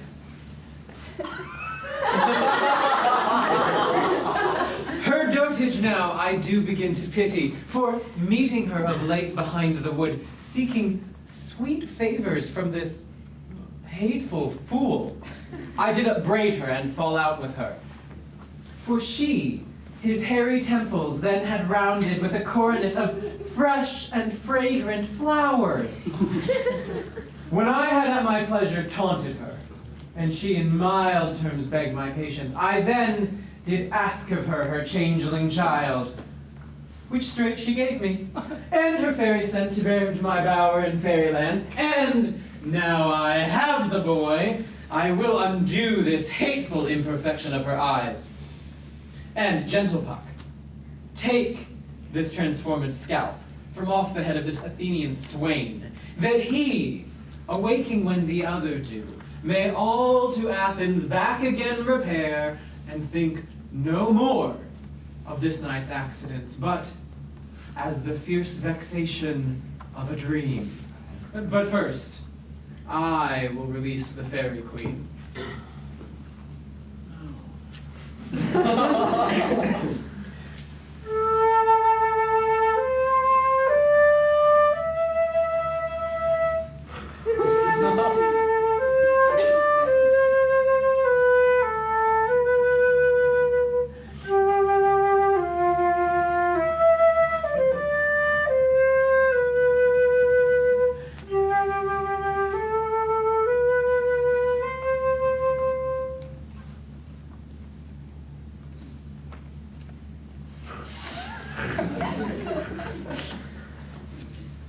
Be as thou wast wont to be.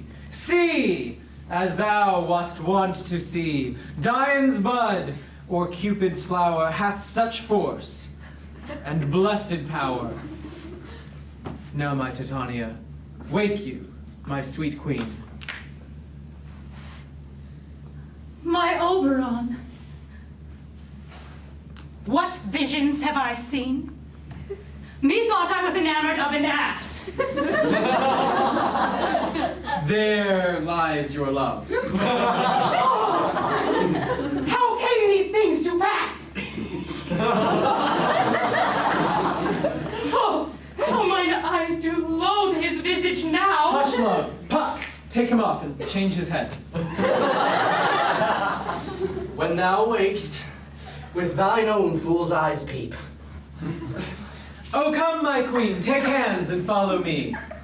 And leave the ground whereon these sleepers be. Now thou and I are new in amity, and will tomorrow midnight solemnly dance in Duke Theseus' house triumphantly, and bless it to all fair prosperity. There shall the pairs of faithful lovers be wedded with Theseus all in jollity. Fairy king, attendant mark, I do hear the morning lark. Then, my queen, in silent sad trip we after night is shade, we the globe can compass soon, swifter than the wandering moon. Come, my lord, and in our flight, tell me how it came this night, that I, sleeping here, was found with these mortals on the ground!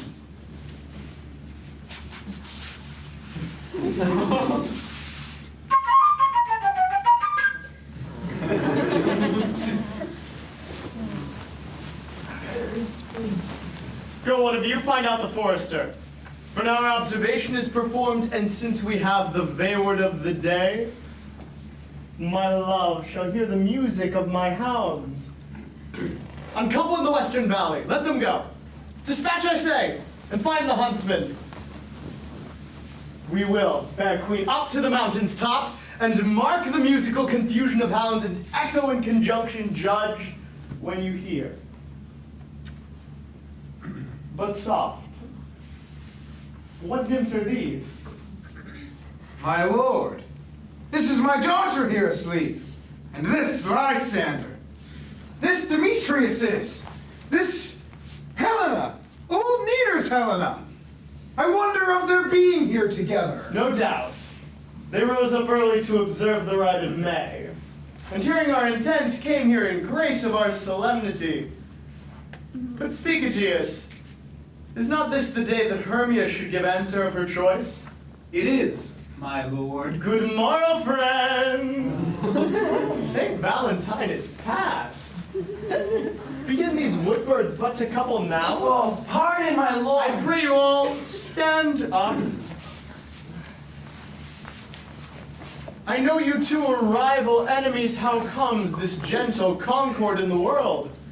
That hatred is so far from jealousy to sleep by hate, and fear no enmity.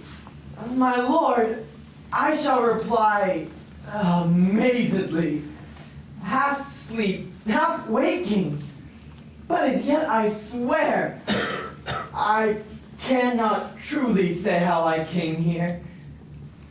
But as I think, for truly would I speak, and now do I bethink me, well, so it is I came with Hermia hither. Our intent was to be gone from Athens, where we might, without the peril of Athenian law. Enough, my lord.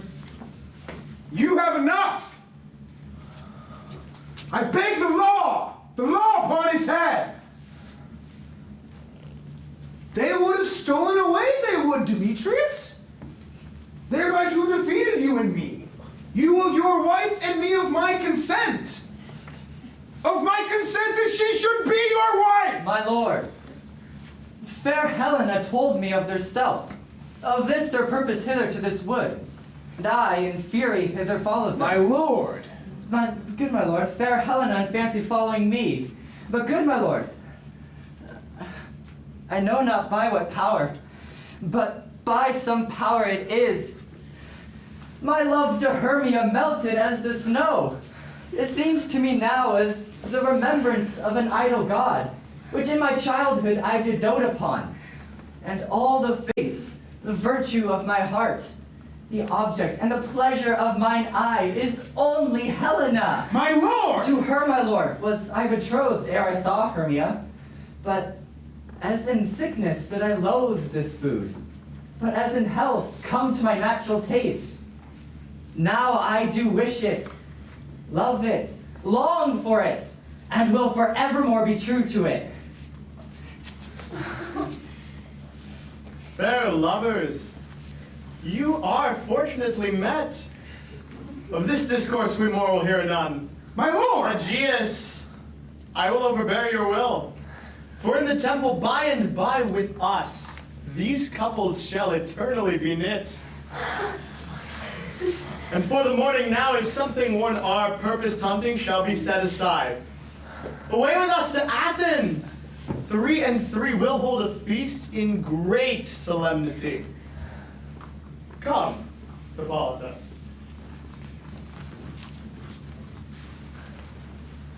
These things seem small and undistinguishable. Methinks I see these things with parted eye, when everything seems double. So methinks. And I have found Demetrius like a jewel, mine own, and not mine own. Are you sure that we are awake? Do not you think the Duke was here and bid us follow him? Yea, and my father. And Hippolyta. And he did bid us follow to the temple. Why, then, we are awake? Well, let's follow him. And by the way, let us recount our dreams.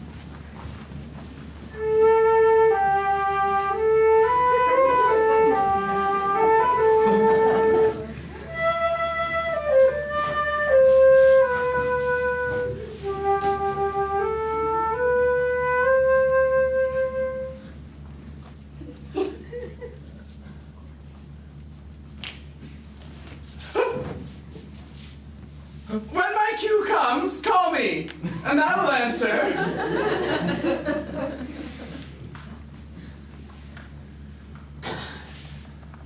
God's my life, stolen hence, and left me asleep.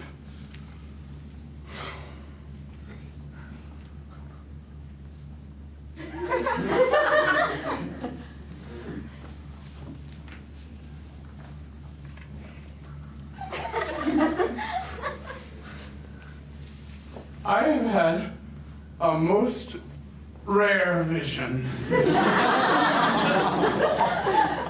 I've had a dream. Pass it with a man to say what dream it was. Man is but an ass, if you will go about to expound this dream. Methought I was. There's no man can tell what. Methought I was. And methought I had. But man is but a patch fool, if you will offer to say what methought I had. The eye of man hath not heard. The ear of man hath not seen. Man's hands are unable to taste. His tongue to conceive, nor his heart to report what my dream was. I will get Peter Quince to write a ballad of my dream. And it shall be called Bottom's Dream. Because it hath no bottom. And I shall sing it in the latter end of a play before the Duke, peradventure, to make it the more gracious.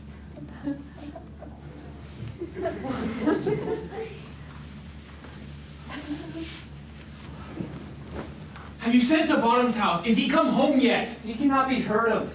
Out of doubt he is transported. If he comes not, then the play is marred. It goes not forward, doth it? It is not possible. You have not a man in all of Athens able to discharge Pyramus but he. No, he hath simply the best wit of any handicraft man in Athens. Yay! And the best person too. And he is a very paramour for a sweet voice. You must say paragon. A paramour is, God bless us, a thing of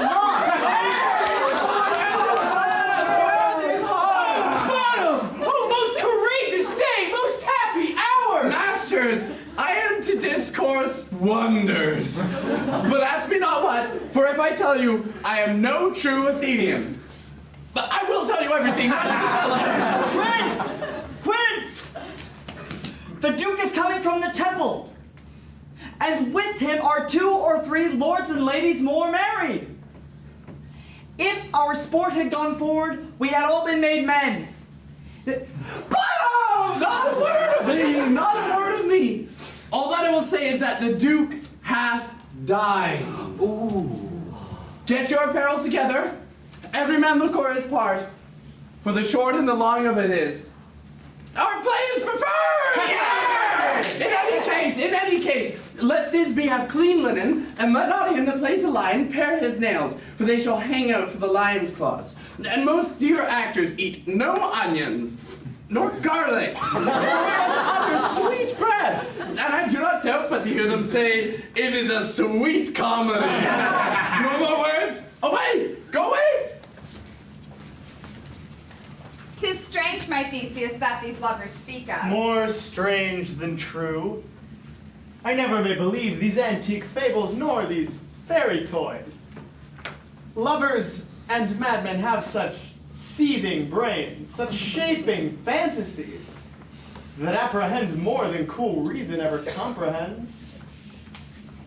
The lunatic, the lover, and the poet are of imagination all compact. One sees more devils than vast hell can hold. That is the madman. The lover, all is frantic, seeks Helen's beauty in a brow of Egypt. But the poet's eye, in fine frenzy rolling, doth glance from heaven to earth, from earth to heaven, and as imagination bodies forth the forms of things unknown, the poet's pen turns them to shapes, and gives to airy nothing a local habitation and a name. Such tricks hath strong imagination, that if it would but apprehend some joy, it comprehends some bringer of that joy, or in the night imagining some fear, how easy is a bush supposed to bear? But all the story of the night told over, and all their minds transformed figured so together, more witnesseth than fancy's images, and grows to something of great constancy, but howsoever strange and admirable. Well, here come the lovers, full of joy and mirth. Joy, gentle friends. Joy and fresh days of love accompany your hearts. Oh, more than to us wait in your royal walks, your board, your bed. Come now. What masks, what dances shall we have to wear away this long age of 3 hours between our after supper and bedtime? Where is our usual manager of mirth? What revels are in hand? Is there no play to ease the anguish of a torturing hour? Call Philostrata. Here, mighty Theseus. Say, what abridgment have you for this evening? What mask? What music? How shall we beguile the lazy time, if not with some delight? There is a brief. How many sports are ripe? Make choice of which your highness will see first. The riot of tipsy bacchanals tearing the Thracian singer in their rage. Ugh. That is an old device, and it was played when I from Thebes came last a conqueror. The thrice three muses mourning for the death of learning, late deceased in beggary, that is some satire keen and critical, not sorted with the nuptial ceremony. A tedious brief scene of young Pyramus and his love, Thisbe. A very tragical mirth, merry and tragical, tedious and brief. That is hot ice and wondrous strange snow. How shall we find the concord of this discord? A play there is, my lord, some 10 words long, which is as brief as I have known a play. But by 10 words, my lord, it is too long. Which makes it tedious. For in all the play, there is not one word apt, one player fitted. And tragical, my noble lord, it is. For Pyramus therein doth kill himself, which when I saw rehearsed, I must confess, made mine eyes water. But more merry tears the passion of loud laughter never shed. What are they that do play it? Hard-handed men that work in Athens here, which never labored in their minds till now. And now have toiled their unbereaved memories with this same play against your nuptial. And we will hear it. No! My noble lord, it is not for you. I have heard it over, and it is nothing. Nothing in the world, unless you can find sport in their intents. Extremely stretched and conned with cruel pain to do you service. I will hear that play. But never anything can be amiss when simpleness and duty tender it. Go, bring them in, and take your places, ladies. I love not to see wretchedness o'ercharged, and duty in his service perishing. My gentle sweet, you shall see no such thing. She says they can do nothing in this The kind. kinder we to give them thanks for nothing. Our sport shall be to take what they mistake, and what poor duty cannot do, noble respect takes it in might, not merit. Where I have come, great clerks have purposed to greet me with premeditated welcomes where I have seen them shiver and look pale. Make periods in the midst of sentences, throttle their practiced accent in their fear, and in conclusion dumbly have broke off, not paying me a welcome, but trust me, sweet. Out of the silence yet I picked a welcome, and in the modesty of fearful duty, I read as much from the rattling tongue of saucy and audacious eloquence. Love, therefore, and tongue-tied simplicity, in least, speak most to my capacity. So please your grace, the prologue is addressed. Let him approach.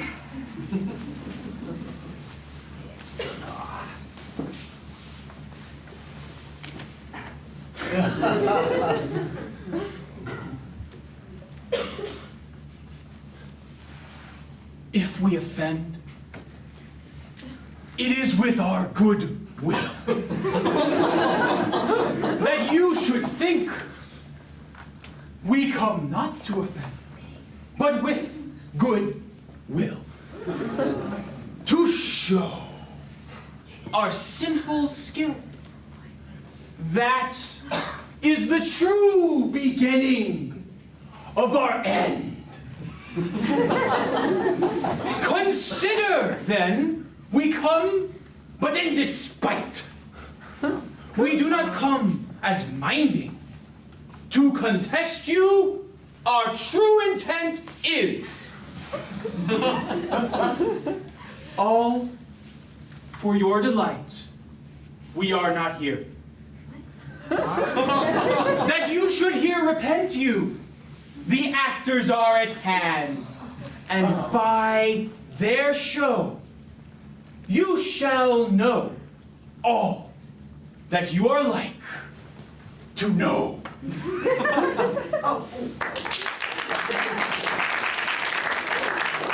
This fellow doth not stand upon point. He hath been his prologue like a rough colt.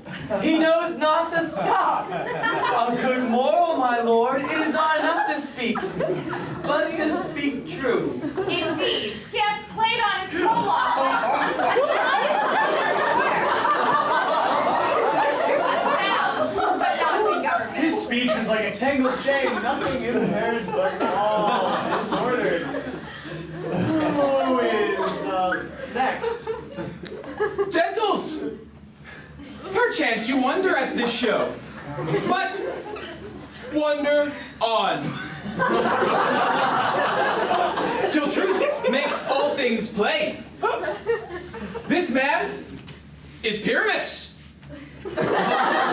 if you would know. This beauteous lady, Thisbe, is certain. This man, with lime and rough cast, doth present Wall! That vile wall, which did these lovers sunder, and through Wall's chink,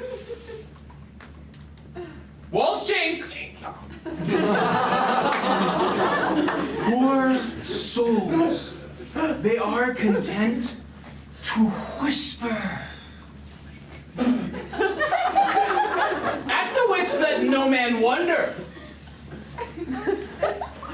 This man, with lanthorn, dog, and bush of thorn, presenteth moonshine. For, if you will know, by moonshine did these lovers think no scorn to meet at Ninus' tomb. There to woo.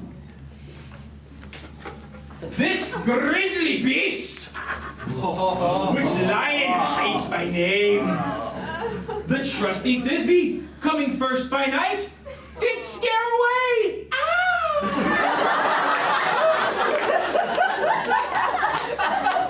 Or rather did affright. And as she fled, her mantle she did fall.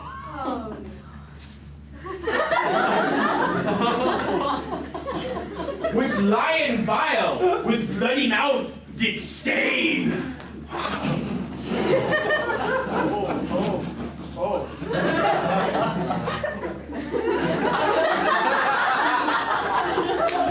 Anon came Pyramus, sweet youth and tall, and finds his trusty Thisbe's mantle slain.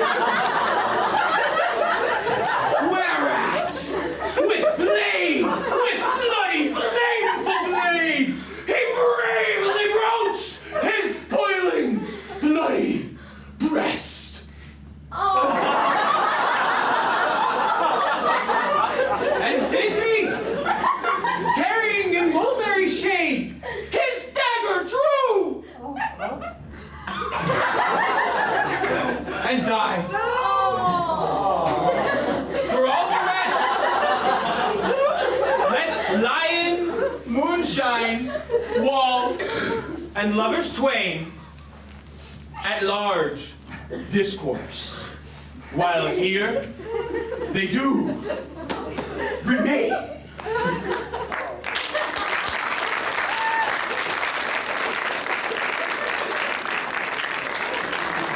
I wonder if the lion be to speak. No wonder, my lord. One lion may when many asses do. In this same interlude it doth befall that I, one Snout by name, present a wall. And such a wall as I would have you think that had in it a crannied hole or chink through which the lovers Pyramus and Thisbe did whisper often, very secretly. This loam, this rough cast, and this stone doth show that I am that same wall. The truth is so. And this the cranny is, right and sinister, through which the fearful lovers are to whisper.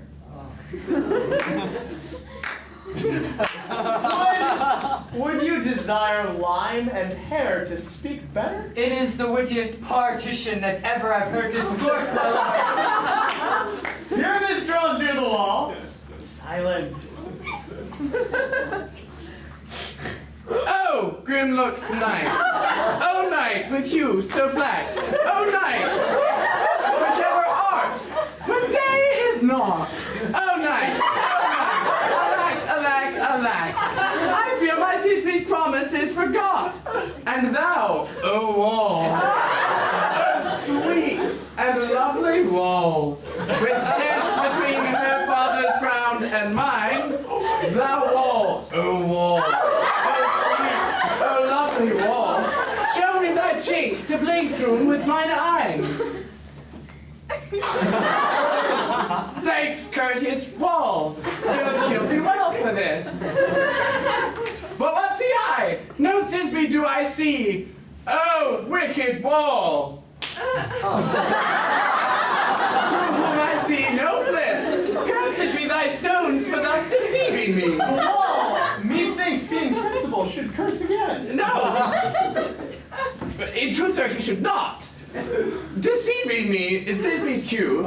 She is to enter now, and I'm to spy her through the wall. You shall see. We'll fall pat as I told you. Yonder she comes. Oh.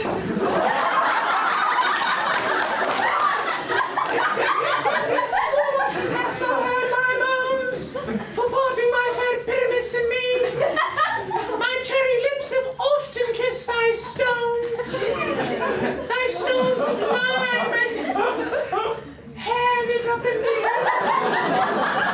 I see a voice. Now will I to the chink to spy, and I can hear my Thisbe's face. Thisbe, My love, thou art. My love, I think. think what thou wilt. I am thy lover's grace, and like Lymander am I trusty still. And now I like Helen to the fates me kill. Not Sharpeless to Procus was so true. And sharpness the Marcus, I to you. Kiss me through the hole of this vile wall. I kiss the wall's hole, not your lips at all.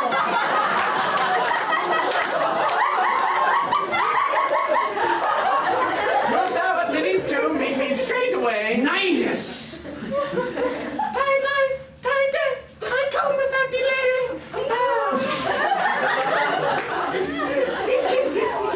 Thus have I, wall, my part discharged so, and, being done, thus wall away doth go. Now is the mural down between the lips. No remedy, my lord, when walls are so willful to hear without warning. This is the silliest stuff that ever I heard. The best in this kind are but shadows, and the worst are no worse, if imagination amend them. It must be your imagination then, and not theirs. If we imagine no worse of them than they of themselves, they may pass for excellent men. Here come two noble beasts, and a man and a lion. You ladies, you whose gentle hearts do fear the smallest monstrous mouse that creeps on floor, may now perchance both quake and tremble here, when lion, rough in wildest rage doth roar. Then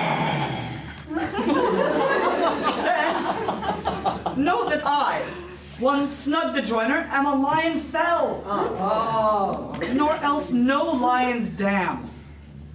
For if I should as lion come in strife into this place, 'twere pity on my life. A very gentle beast of a good conscience. The very best of the beast, my lord, that e'er I saw. It is well. Leave it to his discretion and let us listen to the moon. This lanthorn doth the horned moon present. You should have worn the horns on his head. He is no crescent, and his horns are invisible within the circumference. This lanthorn doth the horned moon present. Myself, the man in the moon, do seem to be. Now, this is the greatest error of all the rest. The man should be put into the lanthorn. How is it else the man in the moon? He dares not come for the candle, for you see it's already in snuff. I am aweary of this moon. Would he would change. Well, it appears by his small light of discretion that he is in the way. But yet in courtesy and all reason we must stay the time. Proceed, moon. All that I have to say is, this lanthorn is the moon. I, the man in the moon. This thorn bush, my thorn bush. And this dog, my dog. Why, all these should be in the lanthorn, for all of these are in the moon. The silence. Here comes Thisbe. This is old Ninny's tomb. Where is my love?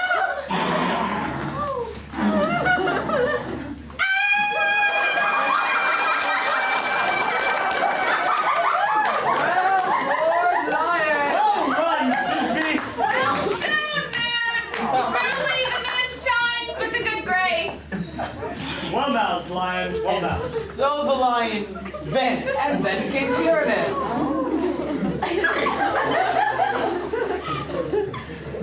Sweet moon, I thank thee for thy sunny beams. I thank thee, moon, for shining now so bright. For by thy gracious golden glittering gleams, I trust to take of truest Thisbe's sight.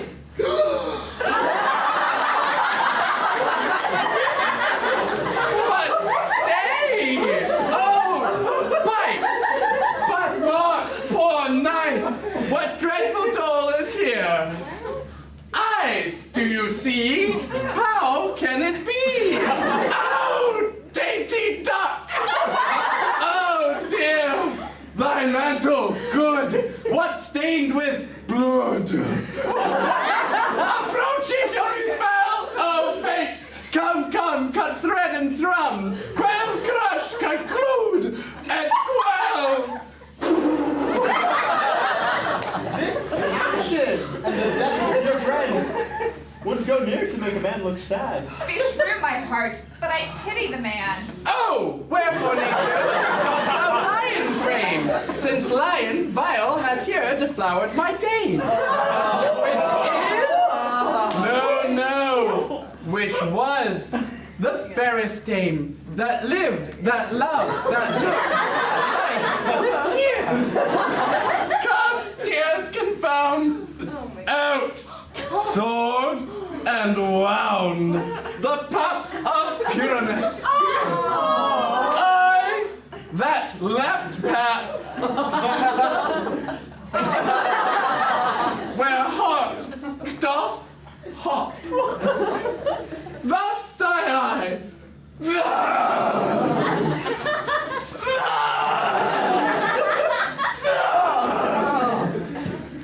Now am I dead. Now am I fled. My soul is in the sky. Time, lose thy light. Moon, take thy flight. Now, die!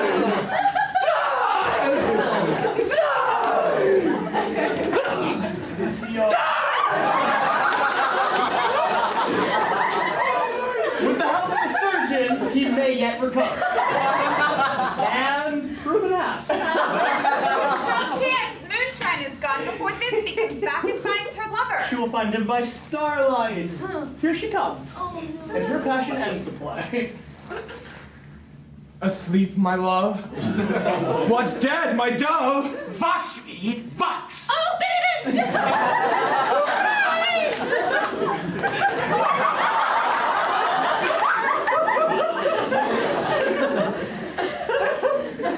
Speak! Speak! Dad! Dad! A tomb must cover thy sweet eyes!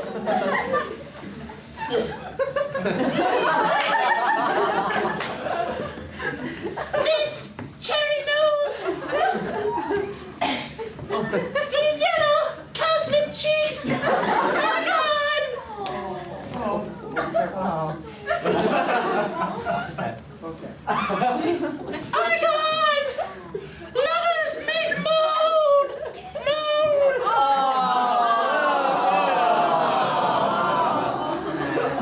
His eyes were glorious! Oh, sisters three, come to me with hands as pale as milk. Lay them in gore, since you have shore with shears as thread as silk. Tongue not a word.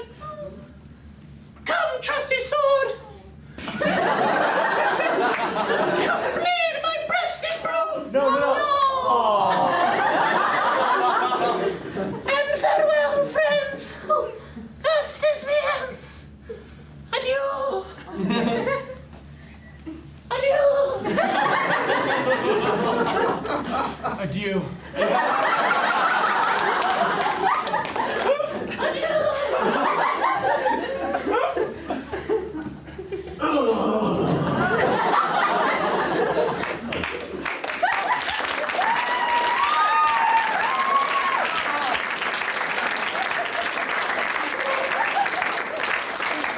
And moonshine and lion are left to bury the dead. Oh, they're all two? No!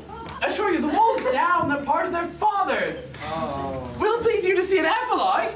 Or to hear a bird mask between two of our No epilogue, I pray you.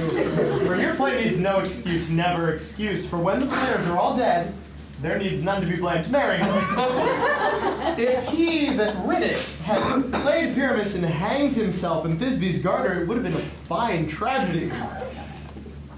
And so it is, truly, very notably discharged. But come, your final song and bird mask.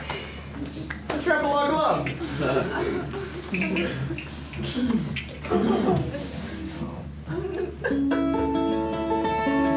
I'm bringing drama back. I'm bringing drama back.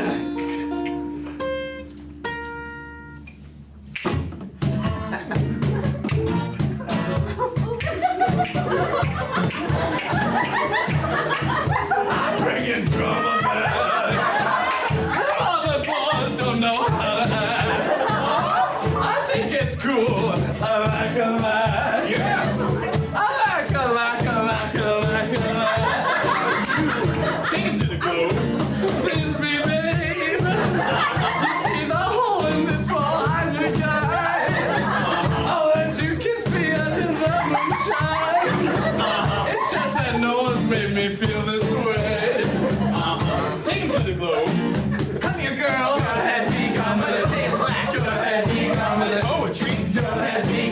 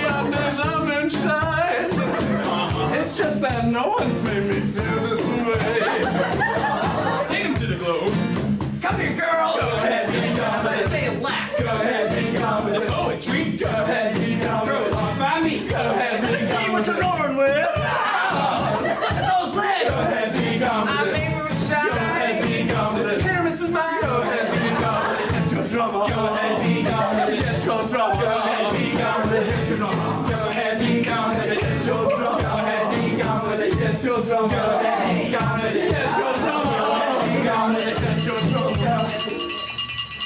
The iron tongue of midnight hath told 12. Lovers, to bed. 'Tis almost fairy time. I fear we shall outsleep the coming morn as much as we this night have overwatched. This palpable, gross plague. Well beguiled the heavy gate of night, sweet friends, to bed. A fortnight hold we the solemnity in nightly revels and new jollity.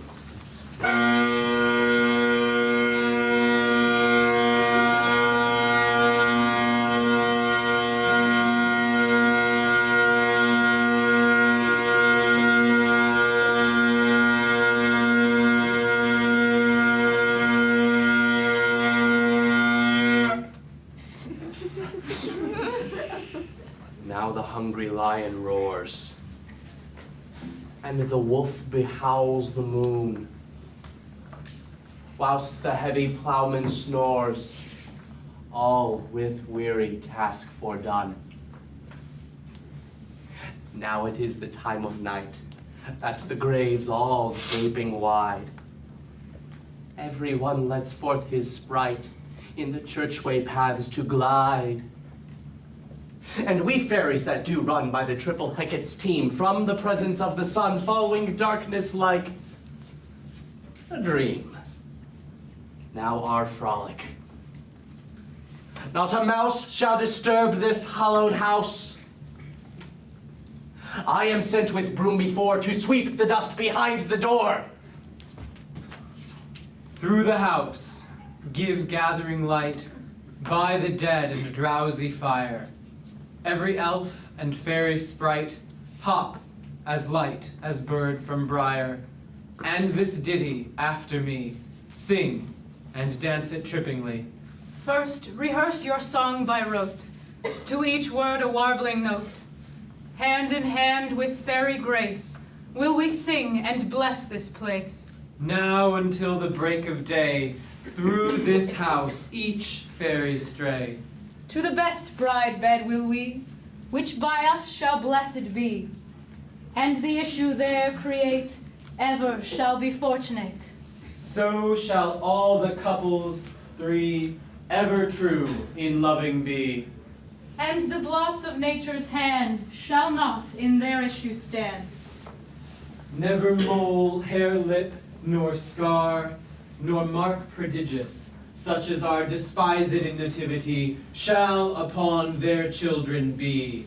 With this field do consecrate, every fairy take his gate, and each several chamber bless, through this palace with sweet peace. And the owner of it blessed, ever shall in safety rest. Trip away. Make no stay. Meet us all by break of day. If we shadows have offended, think of this, and all is mended. That you have but slumbered here while these visions did appear. And this weak and idle theme, no more yielding but a dream. Gentles, do not reprehend. If you pardon, we will mend. And as I am an honest puck, if we have unearned luck, now to scape the serpent's tongue we will make amends ere long. Else the puck a liar call. So good night unto you all! Give me your hands if we be friends, and Robin shall restore amends.